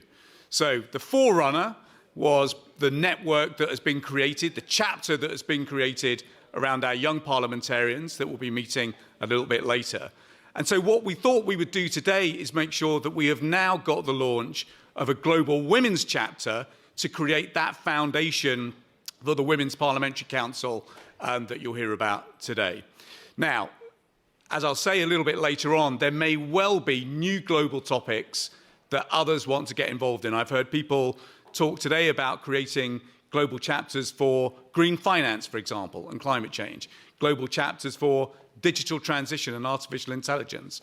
So what we're here to do is to enable you as parliamentarians to come together to create those empowering spaces and, crucially, create those platforms of cooperation with the bank and the funds to enable you to do a better job inside your parliaments, advocating for the kind of change that you came into public life to deliver. So, on that basis, would you please join me in celebrating the launch today of our global parliamentary chapter for women's empowerment, on which we will build a Women's Council for Parliamentarians. Thank you so much. And on that note, I'd like to invite the dynamic Sahar to tell us a little more as we go into the launch. Thank you, Marlene. So, ladies and gentlemen, in this great honor and profound humility that I stand before you today to launch the Women Parliamentarians Council, a pioneering platform to make historic milestone as we witness the creation of the first specialized platform for women parliamentarians since the foundation of the PN year 2000 and the establishment of the IMF and the World Bank in 1944. This day will be remembered as a symbol of progress in the journey towards gender equality and empowerment. The objective of this council is very clear and ambitious. Together, we aim to foster collaboration among women parliamentarians globally, empower each other, and share knowledge and capacity building. And of course, promote for gender equality in economic policies. Moreover, we stand united in advocating for women's representation within global financial systems and political leadership, ensuring that our voices are not only heard, but influential and pivotal. The creation of the Council needed collaborative work from genuine leaders and believers in gender equality. And these committed heroes behind the scenes deserve acknowledgement. Therefore, I would like to extend my heartfelt thanks for Liam, the chair of the PN, and the PN board, and the Secretariat Gergana and Philippe, and our team from the World Bank, Hannah Brix. Hannah Brixey is a role model for all women's work. She has been all over the place, hearing all the parliamentarians, hearing other political women and other women to make sure that she has an inclusive gender strategy for the World Bank. So thank you so much. The rest of the team, Rose, Amy, Blythe, Kofi, Eric, Lydian, Kristen, and special thanks also for the IMF, Tila. Your commitment turned this vision into reality. Another important acknowledgement must go to the women leaders who have taken upon themselves the monumental and the massive task of steering the Council through the foundational phase of the Council. So I'll be calling your name in the country alphabetical order. Canada, Senator Rose Galvez, please stand up, introduce yourself. Please introduce yourself.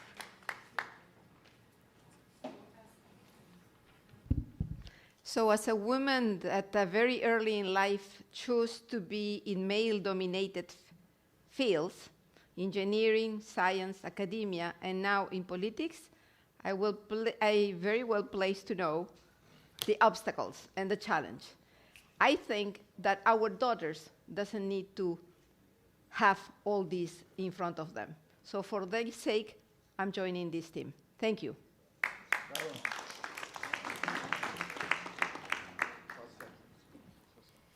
Thank you.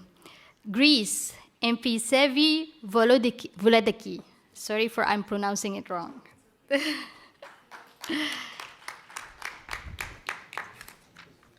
Yeah, I'm Sevi Volodaki, member of Greek Parliament. I'm a lawyer and a member of the Committee of Trade and Production. I'm very excited participating to this board, to this initiative, because we need, I strongly believe that we need to eliminate obstacles in hiring, provide opportunities for professional development, support work-life balance in women, create supportive work environment, address the gender pay gap, and mainly provide solid mentoring. So thank you for that. Thank you. Senegal, MP Kanouté.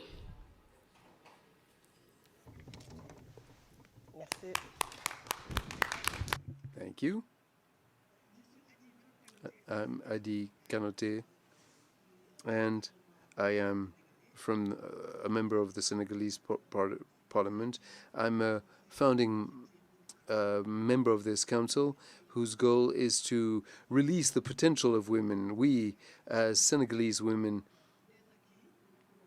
we have lessons learned that we can share with other women members of parliament. We have full parity in our country, and laws such as penalization of rape, and as well as a law on nationality. To say that this council is very important, it will allow us to develop legislative initiatives in favor of women to act together and have conferences and events linked to sexual reproduction, health, the application of laws, because we have many laws that defend women that are not applied, violence in parliaments, and sexual harassment. We want to be inspired through this council of the success stories, but also share economic opportunities, and amongst other things, in order to really release the energy in us as women and release our full potential. Thank you. Thank you so much. Tunga, MP Dolci T.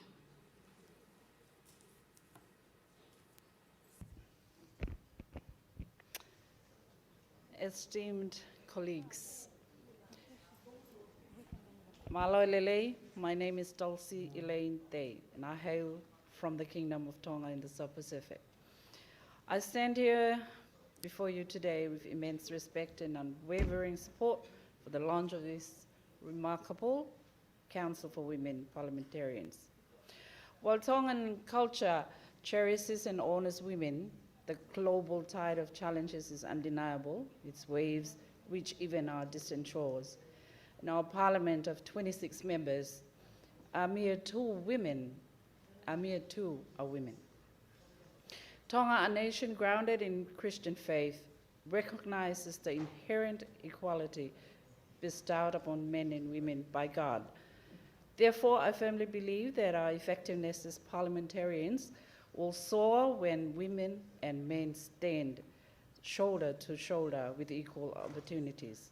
It is with profound pleasure that I represent Tonga on this momentous occasion. The Council's launch comes at a critical juncture. The need to bridge the gender gap and empower women to stand on equal footing with men is self-evident. This Council embodies the hope not just for Tonga, but for all nations.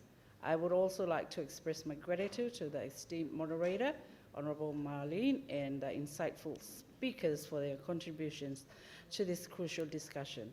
May the Council's work flourish, paving the way for a more inclusive, equitable, and just future, where female voices resonate with the strength they deserve in the halls of power. Malo Bito. Thank you so much. And of course, Uruguay, Madam Speaker Beatriz Argimon, the Speaker of the House and the Vice President of Uruguay, that we had the pleasure to hear from her today. And we have also two members, India and Kenya, Honorable Priyanka and Honorable Hamida, who sends their greetings to the whole parliamentarians, and they couldn't come and be with us today. Let us move forward with assurance that our collective efforts will create a world that respects and values and uplifts every woman. Together, we will shape policies that foster an equitable future and build institutions that reflect the true diversity of our community. Thank you, and let's embark this journey with hope, determination, and unwavering belief in power of women to change the world. I now call women parliamentarians from the Executive Committee to come on the stage to join the launching group photo. Canada, Greece, Senegal, Tonga, and Uruguay here. And with the chair, Honorable Liam, and our IPU president, please join us to the group.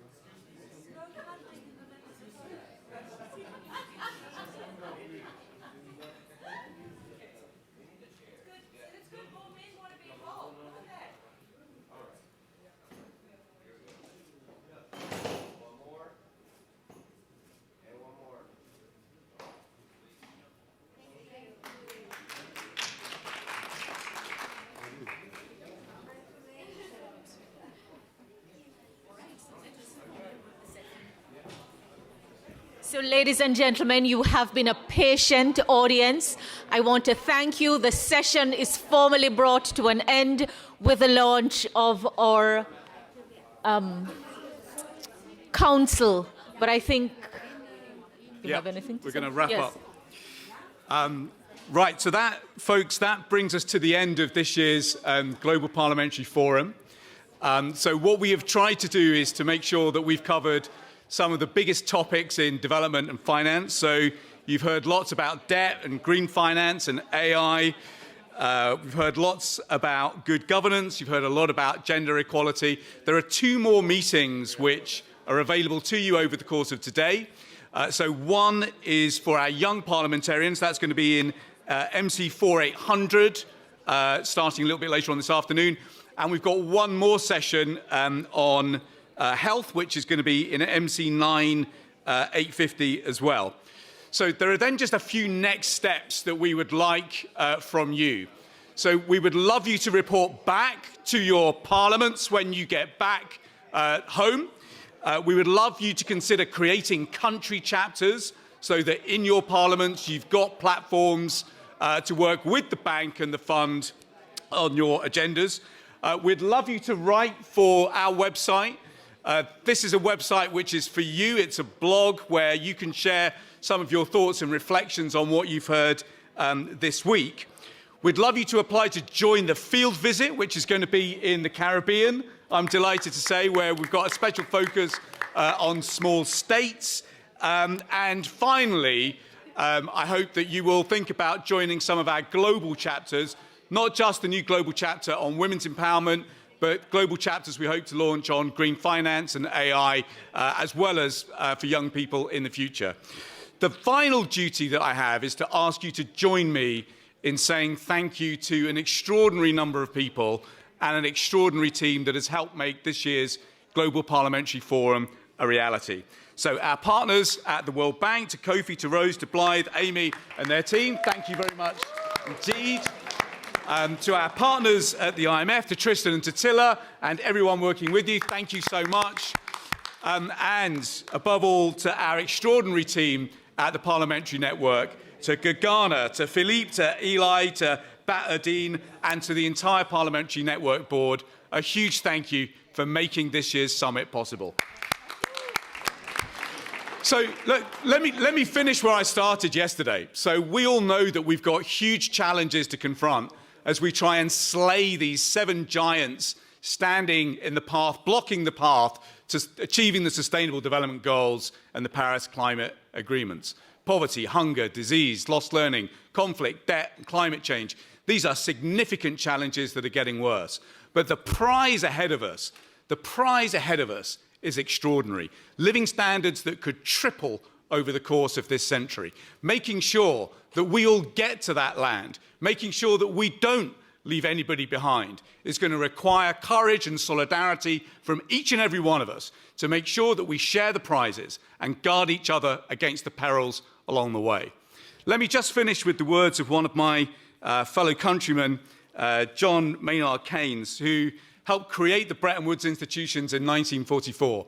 And when Keynes came to Bretton Woods, he said, "We have to perform at one and the same time the tasks appropriate to the economist, to the financier, to the lawyer, to the statesman and woman, and I think indeed to the prophet and to the soothsayer."